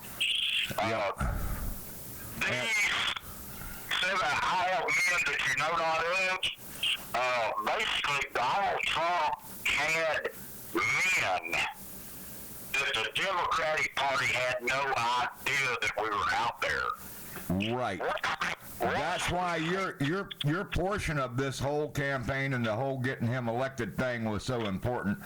And again, I'm not the biggest believer in social media, but I'm a bigger believer in the Bible. And I can tell you this, what it says is what it is. And if you want to see some kind of an impenetrable wall, be Catholic, go to the Vatican and try to see the Pope. There is a wall right there, brother. And that wall was built out of sticks and mud. Yes, it was. To begin with. And God probably came down and said about the same thing in the scripture, what it says. 7,000 you never saw. All right. Well, in Northwest Florida, once again, a prime example. The reason I can give you the example in Northwest Florida, I performed every rally, Bikers for Trump. One of my largest rallies was on October the 23rd in a little town of Freeport, Florida. It has one traffic light. It's out in the middle of the woods between Defuniak Springs and Panama City. Yep, I've been there. They're at the largest biker bar in that area is on the river, right outside of Freeport, Florida. It used to be an old-timey general store back in the early 1900s. There was a Vietnam War veteran, two-time Purple Heart winner, that bought this little store down on the river and turned it into a veteran biker community. They have big fifth wheels, they have campers, they've got motor homes. There's probably 35, 40 places to park. And he turned it into a biker bar called the Outpost. In that little small town, we had over 3,000 bikers at the after party, which we threw there at his place. From the result of the different rallies that we did, we took actual polls, not from likely voters. A likely voter has a hardline telephone in his house. How many people do you know that still have that? You're talking on one, sir. Not many. You understand what I'm saying, though? I do. Everybody takes their social media and their phone, and it's got to where everything's got to be, social media, portable, handheld, and it's just BS. That's it. That's it. Well, through all of our polls in Northwest Florida, 2 weeks prior to the election, I sent a tweet out and I sent a message out that Northwest Florida, now this is from Tallahassee to the Alabama state line over towards Mobile. That whole section of poles from the Gulf of Mexico to the Alabama state line north, from Tallahassee to Mobile west, northwest Florida. We sent a message out that northwest Florida was solidly 80% for Donald Trump.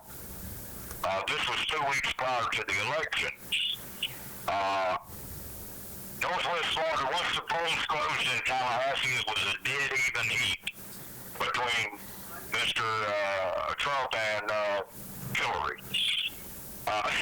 Once this took place, when it reached to Tallahassee and it was even, we threw a victory party because we knew he had won. Northwest Florida came in over 78% for Donald Trump. And largely, a lot of the southern states and actually some surprisingly states up north came in for Donald Trump. I know that there's a lot of hardcore people out there that, oh, well, I'm a Democrat, I want Hillary. Well, you know what? You can't always get what you want, said the Rolling Stones. Right. But and there again, it all boils down to being a patriot, being an American citizen, believing in the rule of the law. If it's a law on the books, it's a law for the president, the same it is for me. This whole thing with the way that administration dealt with the law. And let me preface that by saying, Obama, when he was elected, he was my president. He has been my president for the last 8 years. Okay? Not because I liked him, not because I voted. I didn't vote for the man. Never voted for him. But I didn't protest him winning, and I didn't go out and make statements, oh, he's not my president. Yes, he was my president. Really no reason to do that. No reason. There's no reason to go out there and say, all right, we're stuck with this. I mean, I lost everything I owned over that dude. But guess what? I'm still here. I'm looking forward to 2017. I know we got a better man stepping up and taking care of the job. That's all I know. And what we're trying to do here at Born to Ride Radio is show our appreciation for what Bikers for Trump did to get the word out, to get the message, to get everybody to stand up and vote. Even if they didn't vote for Trump, that's fine. You can vote for whoever you want to. That's the American way. Absolutely. And once the vote is finalized, I don't care who you are, if you are a citizen of the United States of America, let me make it real plain and clear. Donald Trump is your president after January the 12th. That's right. But, RC, how did you feel when all those polls kept coming out and you just knew in your heart they were wrong? How could they be right when 3,000, 30,000 people would come to a Trump rally? Hillary came in the next week to Tampa and only had 1,200 people. It was just so evident. And then the news media, he was fighting the news media, he was fighting the Republican Party, he was fighting, everybody possible. But you know what? America came together because they were tired of what they've been, fed all these years. Yeah. And what was incredible is when they came together, they voted. And, whether they were young people, whether they were African American or black or Mexican, Latinos, women, they all didn't want a liar in their office, and they voted for Trump. And people didn't think it was going to happen, but it was an amazing night. It was unbelievable.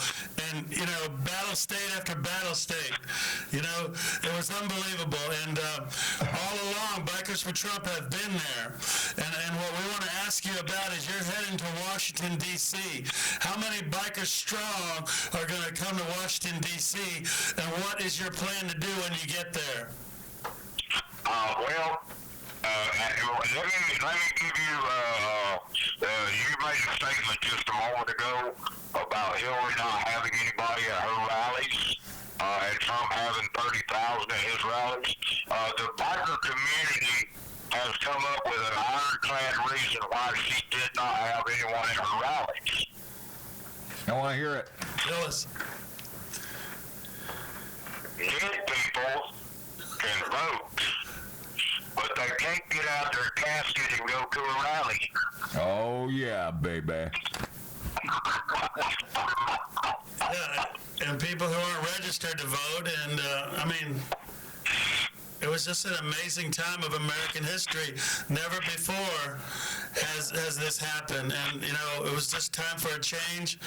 American people spoke. You know, it was fair and honest, but he fought everybody the whole way there.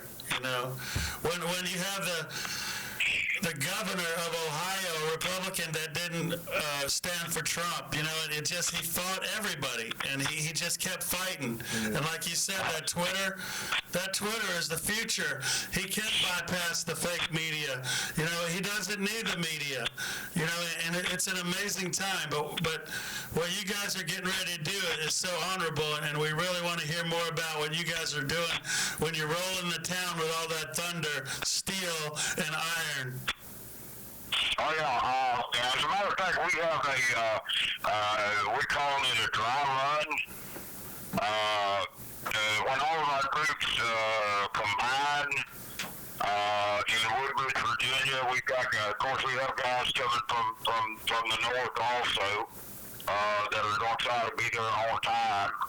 I think around noon on the 19th,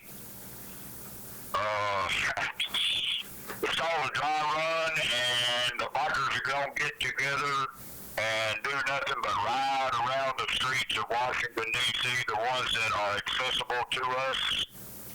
We're just going to ride around town, let everybody know we're in town. How many patches do they have? Patches. Bikers for Trump. I mean, and Bikers for Trump, I mean, how many patches do you have? Well, I'm not necessarily talking about an MC club. Riding through town, we probably won't take more than about 1,000 with us. All right. Well, I know that you guys have got a strong organization, obviously. I mean, the man won, and that's rightfully so. So, I mean, it's just like, this is kind of a diverse community of people that's involved in it. And look, a true biker. I bought my first bike in 1964. I've been riding a bike for over 50 years. Well, you're an old dude like me then. Right, Eddie? My first bike was a Cushman Eagle. Oh, God, I remember that. I always wish I could upgrade. Something to say? Yeah, look, a Cushman Eagle, all right? But look, in the biker community, we don't see color. A man talking as good as his words. A man demands respect. A man gives respect. And this is probably the heart of a biker. Once I lose respect for you, I have absolutely no use for you. Right. Well, I'm not saying I was bringing the color thing, and it wasn't about racial or special interests. I just wondered about any motorcycle clubs, and people that would represent. Because I know down here a lot of people that represented, were involved in clubs. That's all. That's right. But watch this now. One of the largest organization biker clubs in the United States. It's the Combat Vets. I know, right? Combat Vets are a multiracial. Combat Vets are made up of men who sign their name on the dotted line and swore to protect this country. That swearing in did not end if they retired. It did not end if they became disabled. That sworn oath is good for the rest of their lives. The Combat Vets, that right there shows you how multicultural multicultural the biker community is. It's all about respect, 100%. And as to what we are doing in Washington, D.C., we are the only pro-Trump group that has permits to be at the inauguration. There's a lot of fake news out there. Oh yeah, that fake news. That's been murdering everybody. This group of bikers got this rally planned, and this other group's got this rally planned. They don't have any rallies. They don't have permits. Our producers just sent a message in that said something about maybe we can have a Friday night get-together show. Have you call in on Friday night during the inauguration. Friday. In the daytime. When Mr. Trump. Oh, you're going to be busy. I know. But watch this now. When he swears in, when Trump swears in and goes back inside to meet with the congressmen and the senators, okay, when he signs in and leaves the stage, there is a big bike rally going to crank up full blast right there at John Marshall Park. The bikers have the whole park permitted for nothing but bikers on a biker rally. Okay. There's going to be live music. There's going to be speakers. There's going to be Marine flag bearers. There's going to be the veterans. There's going to be black minister out of Baton Rouge, Louisiana, is going to be giving the invocation and giving a short message, if you want to call it that. That rally will take place as soon as Mr. Trump walks off the podium. The speakers are going to crank up, and with us being the only pro-Trump group on both sides of us, as far as you can see, behind us, as far as you can see, right up to the fence rally where the parade's going to take place, we will be absolutely, totally surrounded by protesters. Yeah, I was going to ask you about how you guys were going to handle all the protesting. It will be going on as soon as that happens. And I'm glad that you're addressing that right now, because I'm feeling that it's going to be like, this is going to be kind of a mess. Hopefully not. It wasn't in Cleveland when the protesters and BLM and Black Panthers and they all went on social media and dared the bikers to show up. Well, when we showed up, they disappeared. Yeah, and a lot of them will run. They'll run from somebody they know, and they know bikers will kick their butt. The violent protesters disappeared, and we were in every park around the convention center that had been designated as protest sites. You could set up speakers and do your protest. You could make speeches. You could do whatever you want to. Watch this now. We were at every one of those parks for one reason: peaceful assembly.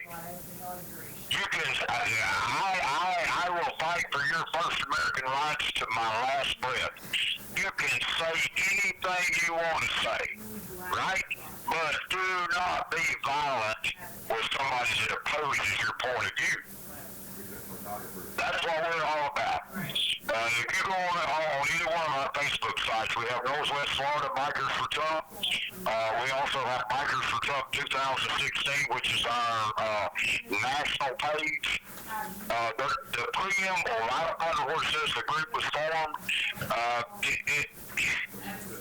we are there to promote peaceful assemblies and to make knowledgeable the American citizen so that they know exactly what is going on in the government.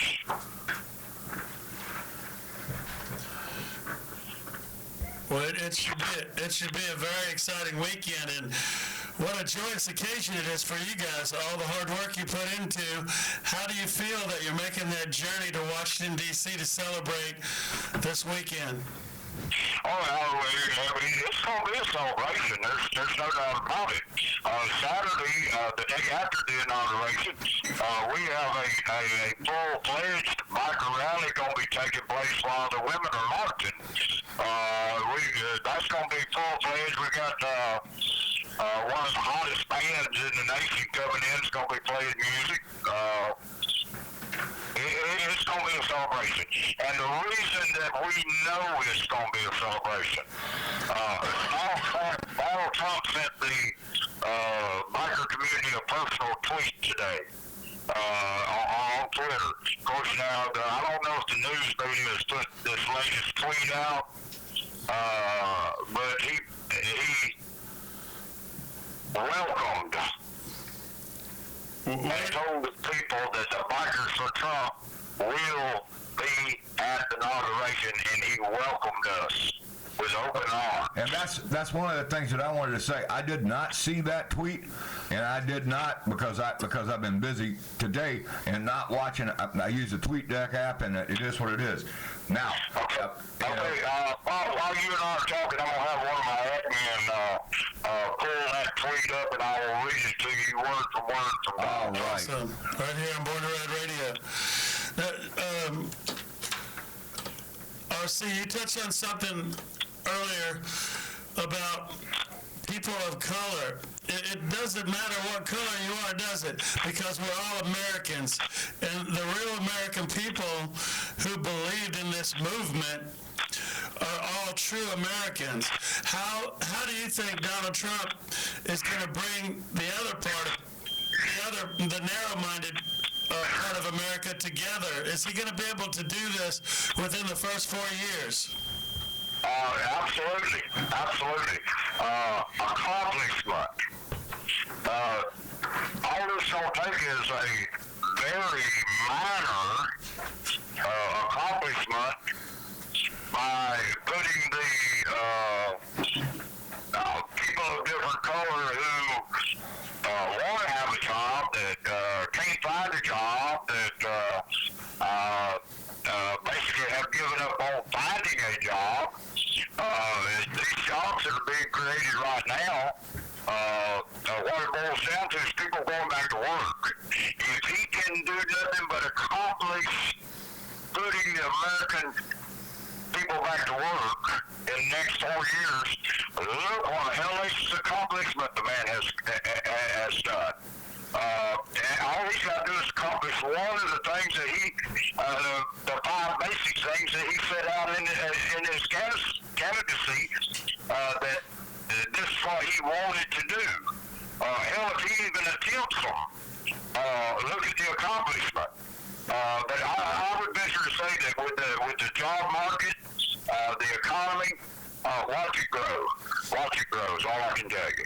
Man, I'm telling you what about thousands upon thousands of negative ad campaign against Donald Trump? Just negative.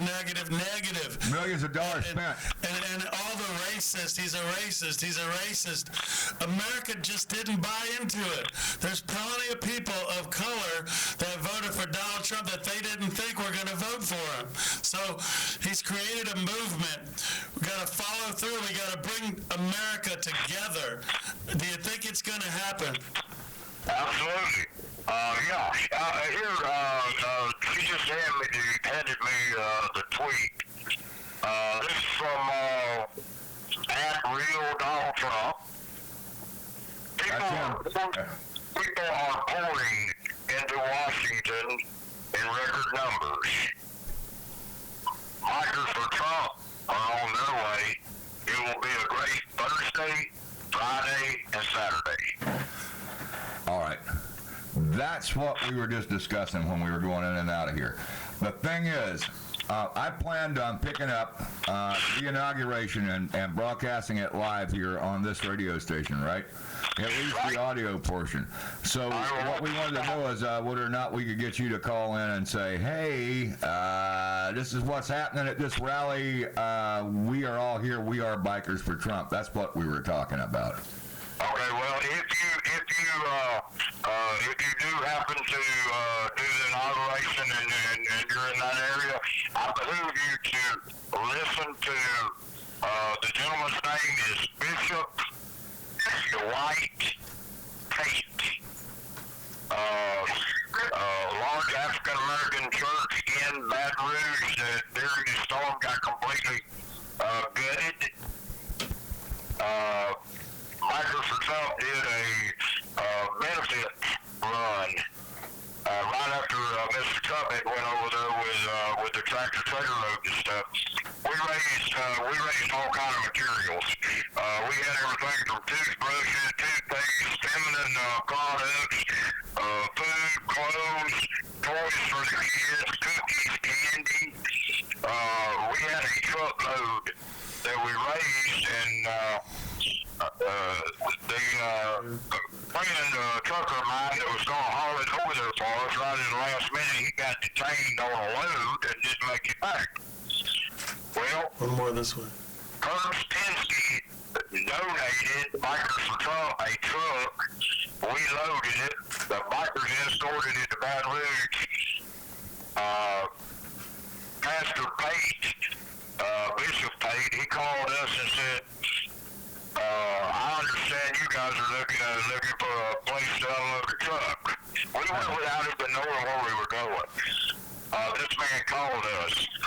When we arrived, he had 4 bare walls, all the sheetrock, carpet, pews, and everything was, the pews got washed out the windows.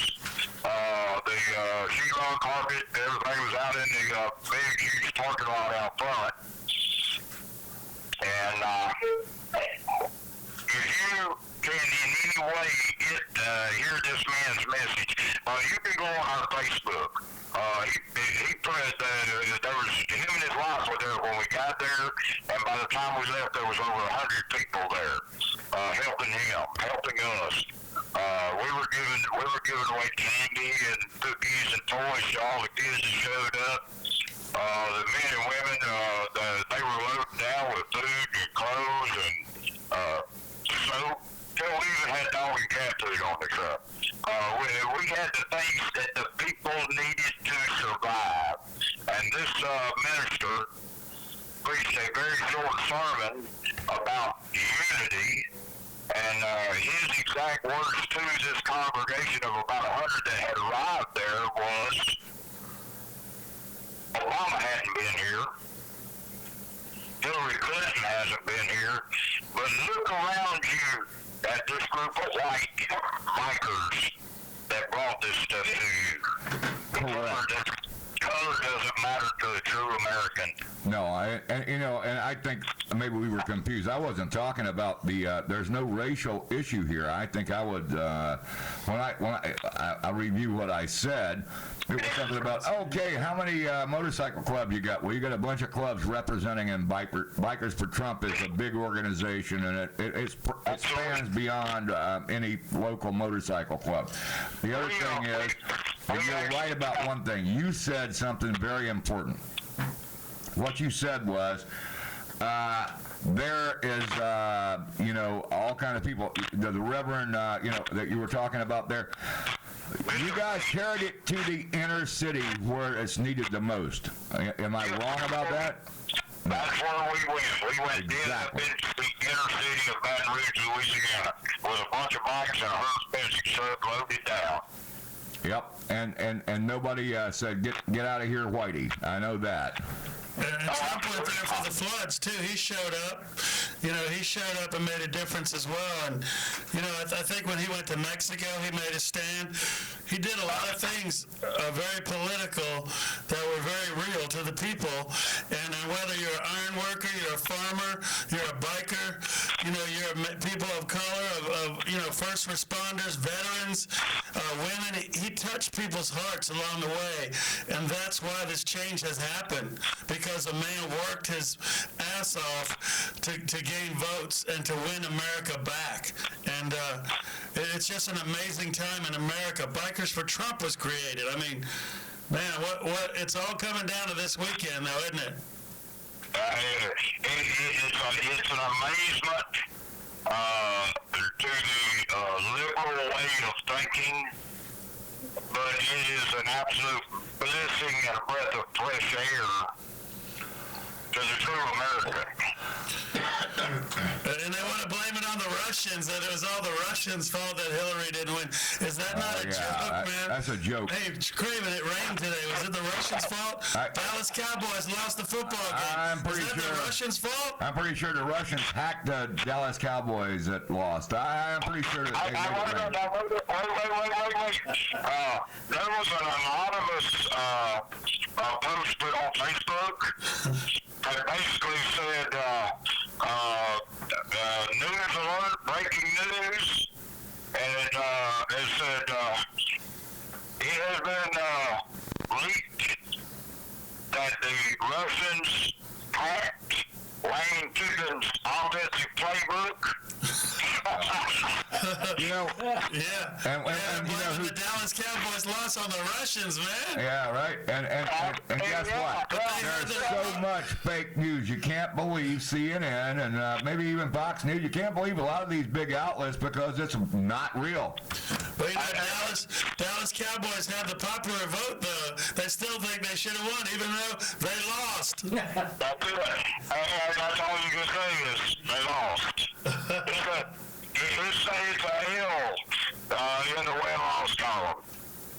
Trump got the W. Get over it. He did, man. And I tell you, you never saw any bikers for Clinton out there, that's for sure. No, well, we saw some bikers for Clinton. We absolutely did. There was a gentleman on Facebook that was wearing a biker for Clinton shirt. He had on his little, they tried to make it mandatory, or they have made it mandatory that kids have to wear a special helmet to ride a bicycle. Right. And they can't lift the windows in the bus, right? This gentleman had on his biker helmet. He was riding a 26-inch twin with training wheels. Yeah. Yeah, I have one of those for sale on Craigslist. Anyway, you know what? It is what it is, man. But I'm going to tell you something, RC. We appreciate you being on the show with us tonight.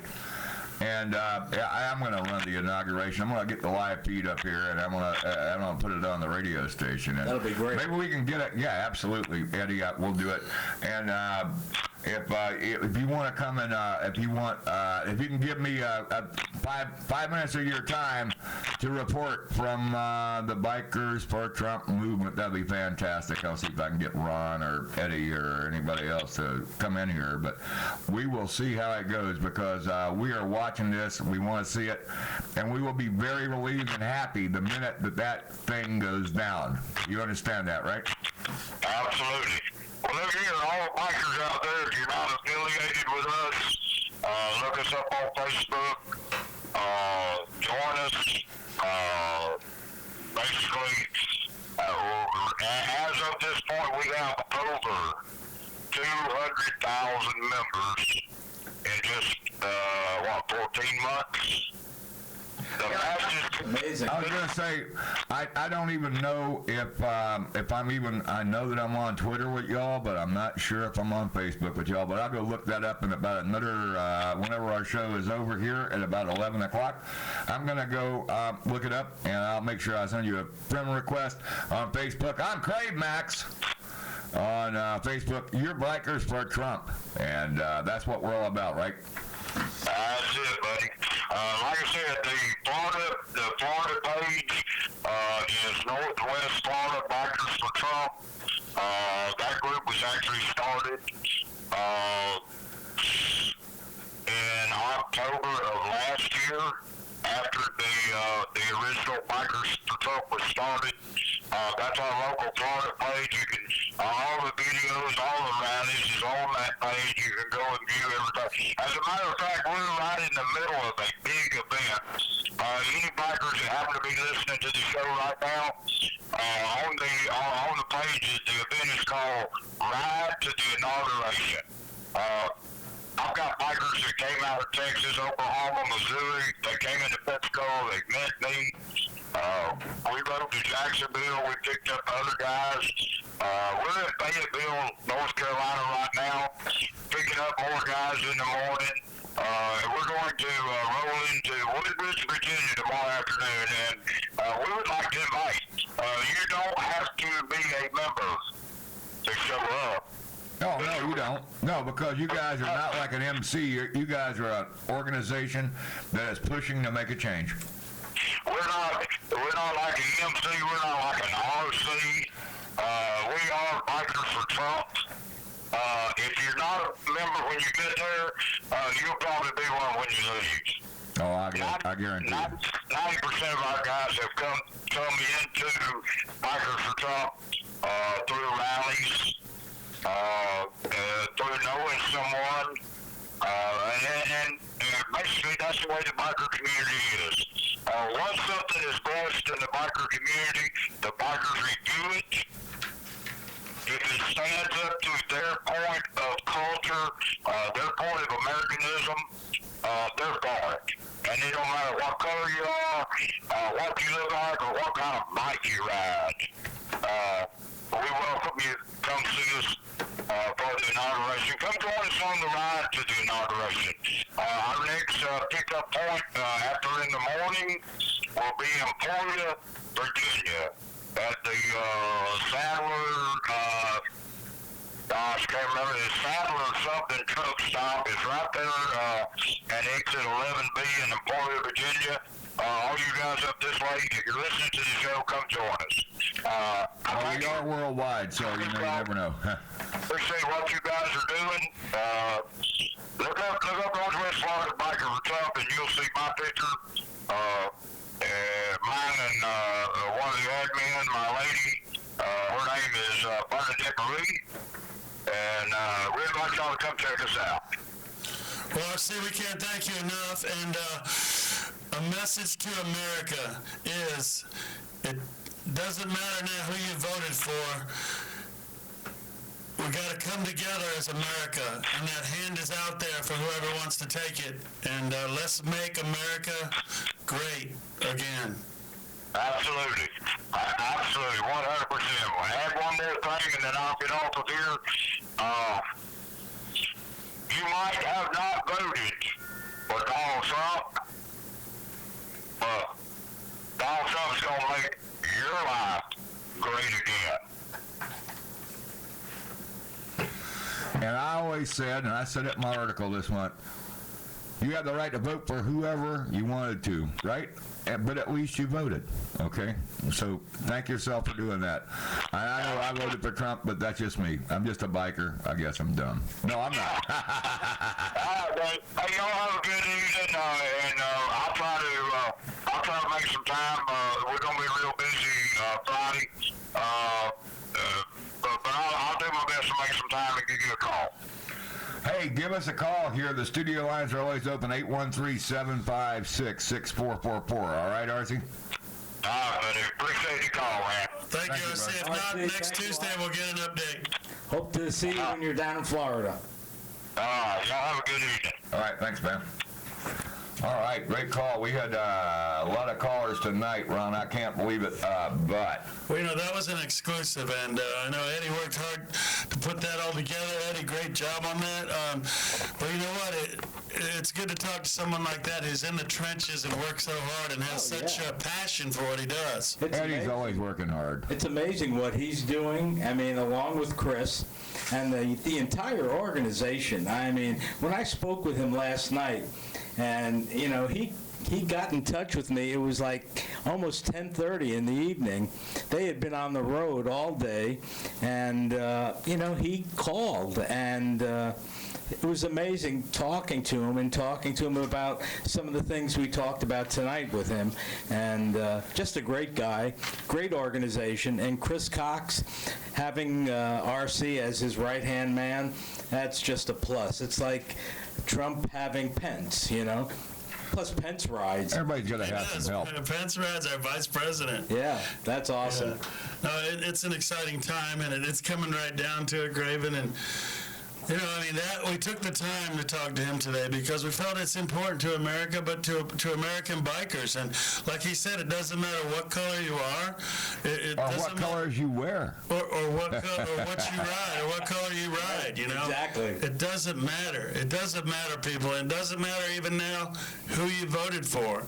America has to come together as one because there's a lot of people that want to put us down. We got to stand tough. We got to stand tall. We made the choice. We made the choice, and we did what we had to do, right? And it is what it is. I mean, America did vote.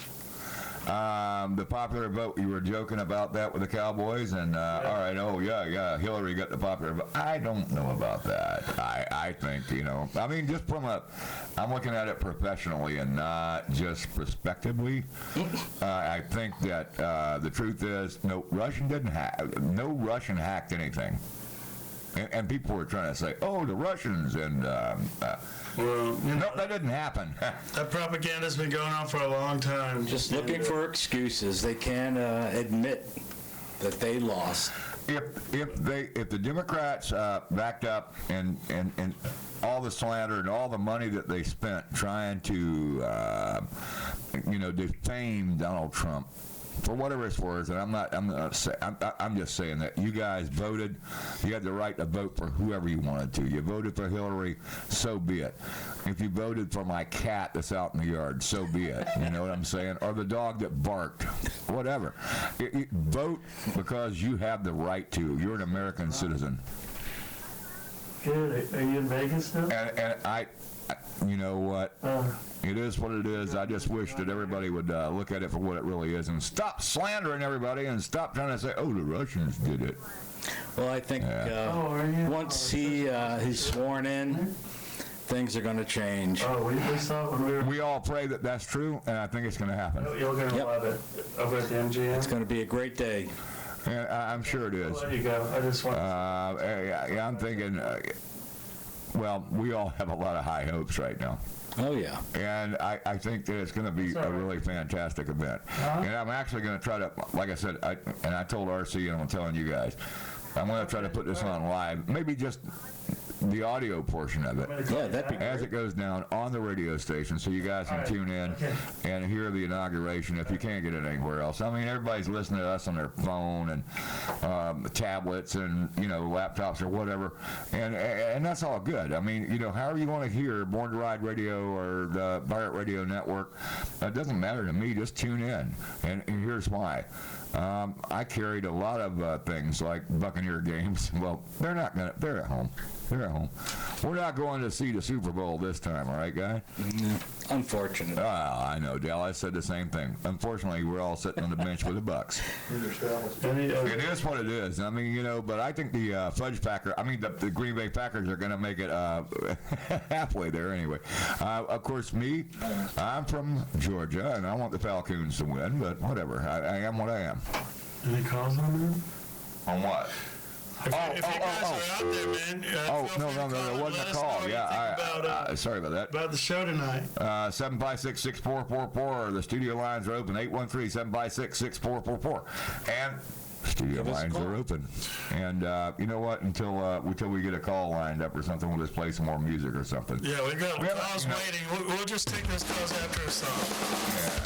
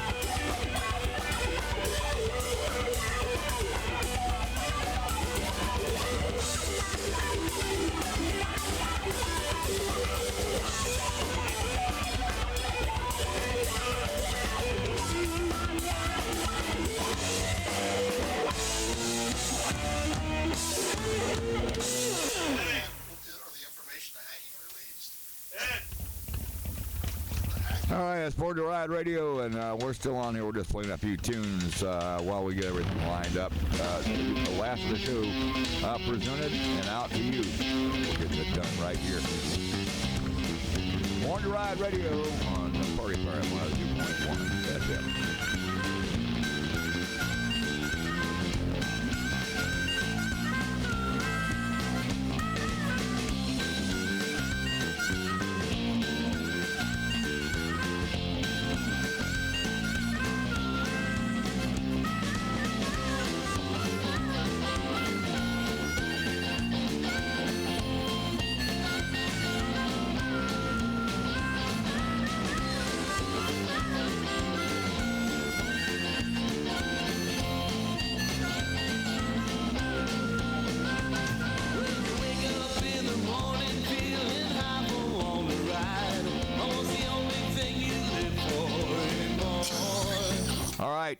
You know, something happened while we're in the middle of playing, trying to take a break and go to the restroom and such. On the phone with us now, Don Provolone, or is it Parmesan? I forget. Provolone. Let's get it right, Craven. Come on. Good evening. Buongiorno. Yeah, buongiorno to you. Is this Don Provolone calling again? Yeah, Ronnie, how you doing, Ronnie? Oh, Don, what an honor it is, sir, for you to call in our radio show and take the time to call in to us. How are you today, man? I'm good.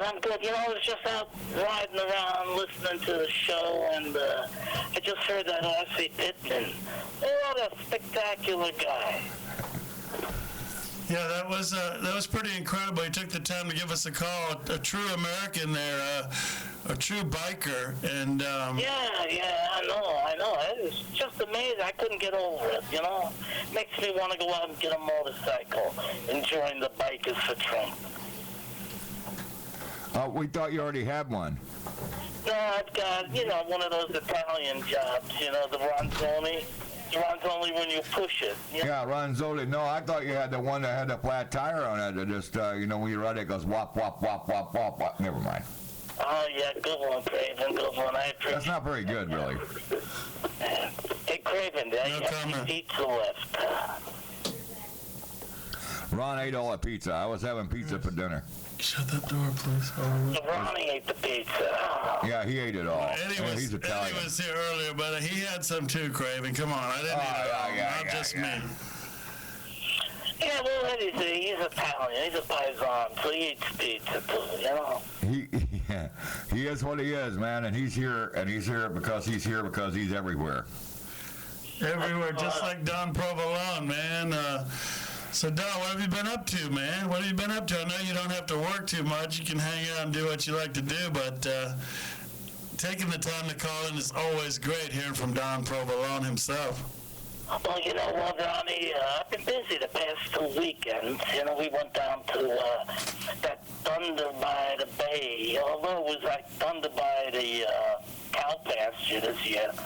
And it was pretty good. A little cold, a little chilly, you know what I mean? Yeah. It was good. My good friend Lucy, she did a great job at Lucy. She's a paisan too, Yeah, but I heard that you were out in Vegas because Krista said she just saw you for the debut premiere of Checkpoint, the movie, and Krista might be calling in before the end of the show. She's still out in Vegas, but did you see her out there? That Krista, she's beautiful. She's a wonderful girl. Bumped into her, just out of the clear blue sky. I turned around and asked Krista, it's wonderful. Did you like Checkpoint? Oh, what a movie. I can't wait to see it again. Yeah, because not everybody got to go to the premiere. I mean... it was something, the red carpet and all that. I mean, that was amazing. I had to break out the tuxedo and everything, And in L.A., is it true that they have a star on the Walk of Fame, a Don Provolone star, man? Well, the rumors have been spreading about that, and if they don't, they will soon. You know what I mean?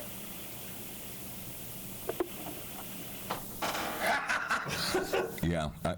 Don, yours is right next to Ron Galetti's, right? Yeah. Right next to Ronnie's. Ronnie's star is much bigger, though. Ronnie's star is much bigger. No, they're all the same size. Bro. Yeah, you've been peeking on Hollywood Boulevard. Never mind. It is what it is. Everybody's talking about size. It ain't important. Yes, it's not the size that matters anymore, you know? All right. So, Don, what are you going to be doing this weekend? I don't know. We're trying to figure that out. Last 2 weekends we were really busy, and I'm not sure what's going down this weekend. It all depends on what the Tartaglias have going for them for this weekend, you know? Yeah. Well, I got an idea, man. Get ready. We're going to put the inauguration live on the radio if you can't see it on your TV set. So we're going to have it live on the radio. And then maybe I'll have RC call back in, and we'll get the update from Bikers for Trump as they have their big party. Maybe I'll take a ride up to D.C. and do a call-in from up there. That would be great. You have the studio line you're calling on it, so you know how to get a hold of us. Just, yeah, man, give us a call back. Don, thanks for calling into the program tonight. All right, ciao, Ronnie, ciao, Craven. Yep. Always an honor. Always an honor. We'll talk to you later, Don. All right, so now we are in, wow, hold on a second. We're down to the last, 20 minutes of the show, and it's like, oh, we don't want to go anywhere. Hey, Krista. So, can you talk? we might want to put Krista on the phone. I don't know, but let me see if we can even get this set up. Where is Krista? I'm right here. What? Krista's here. I have you in my hand. Krista Grotti, live from Las Vegas, Nevada. Krista, last night was the premiere. You walked the red carpet. We saw the photos. Unbelievable. I heard the movie was out of sight. Give us a quick update. It really was. Give us an update. How did everything go? It was a beautiful premiere. It was held at Eclipse Theaters here in Las Vegas. We had a red carpet event, and so it was very nice. There was a lot of press there. We did a lot of interviews, had a lot of photo ops. Some of the cast was there, including Kenny Johnson, who was the lead male in Checkpoint, Fred Williamson, myself, Mindy Robinson, Randy Couture. Some other MMA fighters showed up to watch it. We had some veterans show up to watch it. So it was really cool. It was a very nice event. I didn't realize that was Randy Couture's wife that was in the movie with you, right? Yeah. That's pretty awesome. We were the two battling blondes. And how are the reviews? What were they saying? Oh my goodness, it was so amazing because after coming out of the theater, so many people were coming up, and from my perspective, I was so nervous because my character is psychotic and a killer. Oh, and I was come on, oh man, honey. everybody's gonna think I'm so crazy, blah blah blah. But no, everybody was so stoked about it. They said those fight scenes were amazing. It was action packed from beginning to end. They loved it. From one actor to another, you gotta live the life to know how to play the part. And I guarantee you, don't try to tell me you're not crazy and you're a psycho killer. I know you. I love you. Thank you. It's funny because sometimes people take that so seriously and they think you're actually that character. And I've learned that from attending premieres and people coming up to me and saying, "Why did you say that?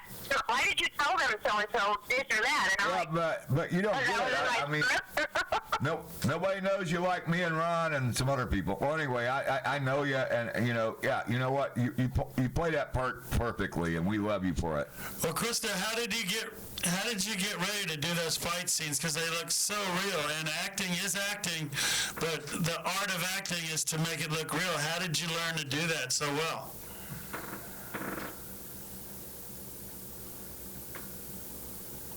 Krista! We lost her. You there?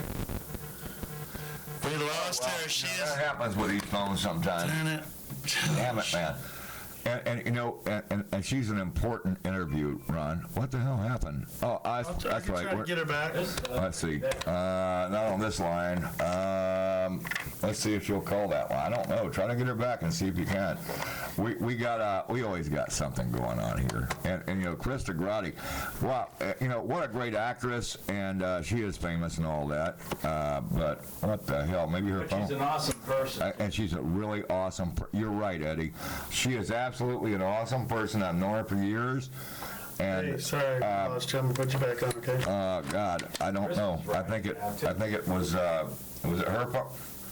Krista, did your phone die or something? No, I just lost the call. Krista, what I was saying is, how did you get ready for those fight scenes? Because acting is acting to make it look real. So when you can make it look that real, you had to get some great training because yes, you did. You went to Israel. You did a great job in that movie. Tell us how you got ready for those fight scenes. I did. I got really prepared for it, of course. I was also working as script supervisor on the set, so in between jobs, I would go back and I was training with Rick McCullough and Kate Hodder, who are stunt coordinators. So it was pretty cool because when they choreographed the entire thing, and I don't know, it just came naturally. I felt like, that's what I love to do. So I want to stick to doing action movies because I'm so into it. I enjoy what I'm doing. And I wanted to make it look as real as possible, so that was important to me. So when it came time for the guys to, have to kick me in the side or do whatever, I said, just do it. Let's just do it, and look, because this has to be real. We have to pull this off because people aren't going to believe, that, I'm fighting all these Marines. So I wanted to be as real as possible, and so that's what we did. I mean, we worked it out, and we nailed it. And even Randy Couture said afterwards, he's like, when I first saw the script, and I was like, who the heck is going to play this part? And he said, you just completely proved it to me, during that movie. He said, that was badass. So I was like, okay, good. I'm glad to hear that because then I know that we did something right, Man, coming from someone like Randy is really amazing. You put the work in, Krista. How does it feel that you take after take after take and all the different angles and all the different shots and the hours and hours for one scene and hundreds of hours to do a film, and then you go down that red carpet and you see the whole film all together as one. I mean, what were you thinking while you were watching it? It had to be like opening up Pandora's box or something. It really is. And it's that way for every one of us who was a part of it in that theater. Every minute of all that, work we put into it was so worth it. It was worth the wait. It's just worth everything that we've done, that we sacrificed, that the blood, sweat, and tears. It was completely worth it when you sit there and see the project come together and that magic on the screen. So it was amazing. And it's Checkpoint the movie. When will it be out in the theater so the people can all see it? I believe it comes out March 17th. So they have a select theatrical run going on now. So I know they're screening it at a veteran ball in D.C. I think this weekend. So and then they have some coming out in Austin. They're going around. I don't have all the screenings yet, but I'll find out. But Checkpoint the movie, Christy, we're so glad that you took the time out. I know you're at one of those celebration parties for the movie right now, and you got more to go. Just partying. But I mean, the paparazzi and the media. So we can't thank you enough for taking the time to talk to us. But we had to hear it from you because we saw the photos, and it looked like you had an amazing night. Congratulations. It was. Thank you so much. Thank you for having me. Well, let's catch up. I can't wait till our next one with Misha. Oh, yeah, we can't wait to have you in the studio and hear all about your Harley stories on your new bikes.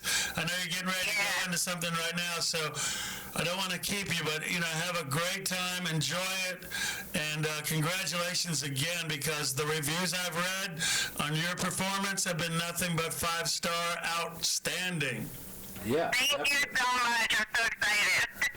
Well, keep going. We can't wait for Nations Fire and all the things we have coming up. And I'm sure Tom Churchill, his work looked great on the screen. Oh, it was amazing. Yeah, he should be very proud of himself. It was wonderful. I knew his brother Winston. Oh, never mind. I'm not that old. His uncle. Well, I think it's going to be a big year for Tom and you and the whole crew, and we're so excited to be a part of it.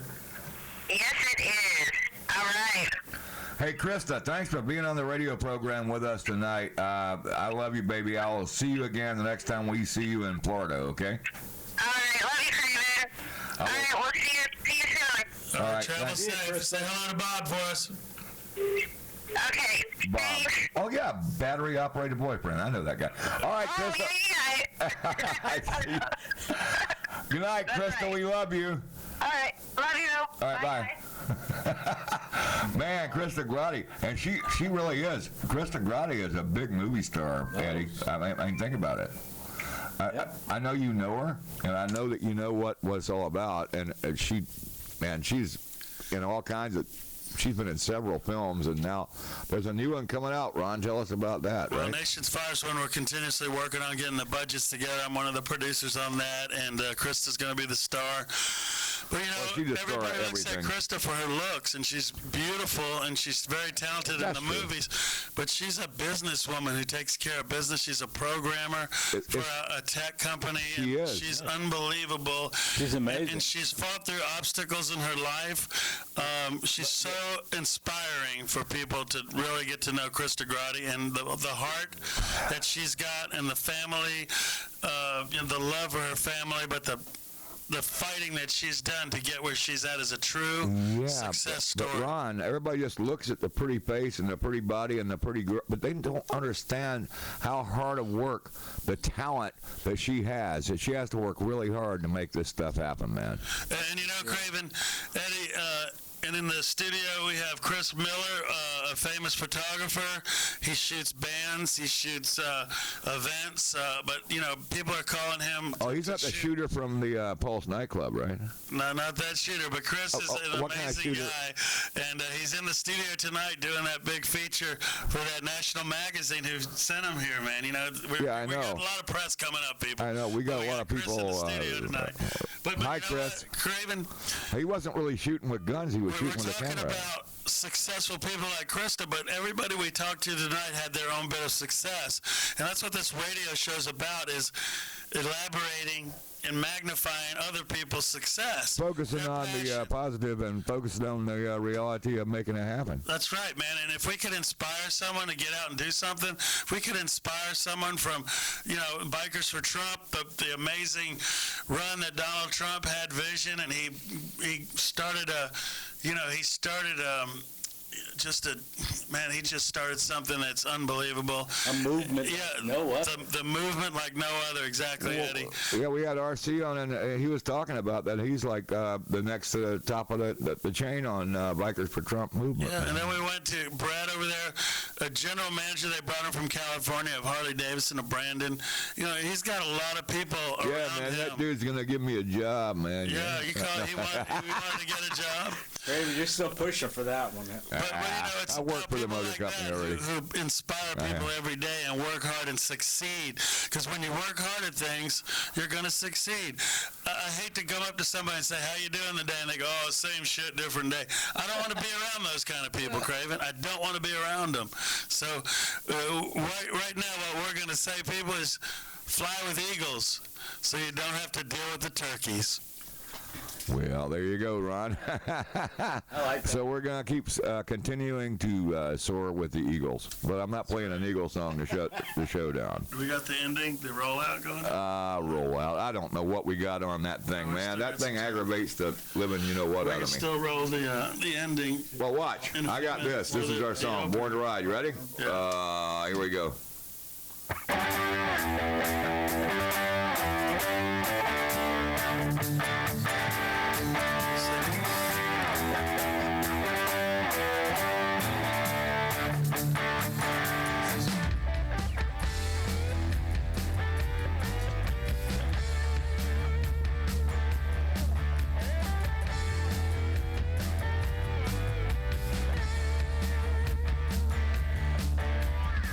Stands up, rolling at the break of dawn.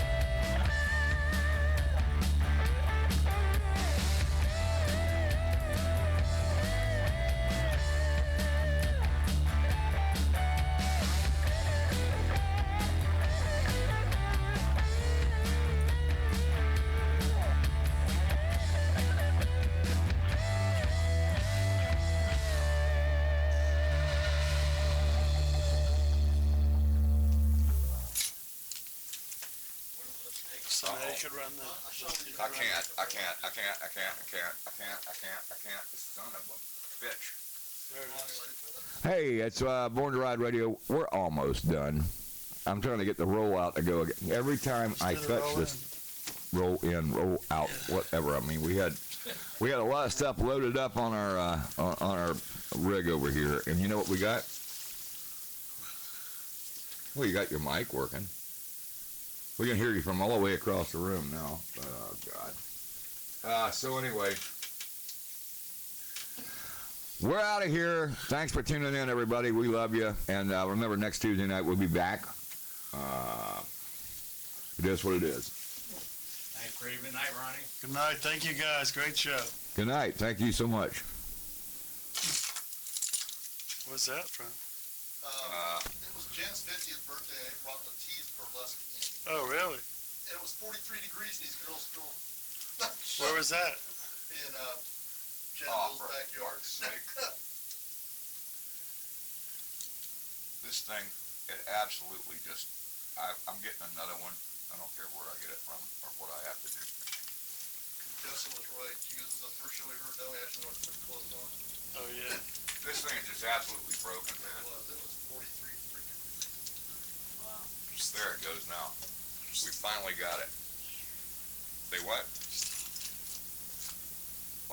What, I still got a mic on? No.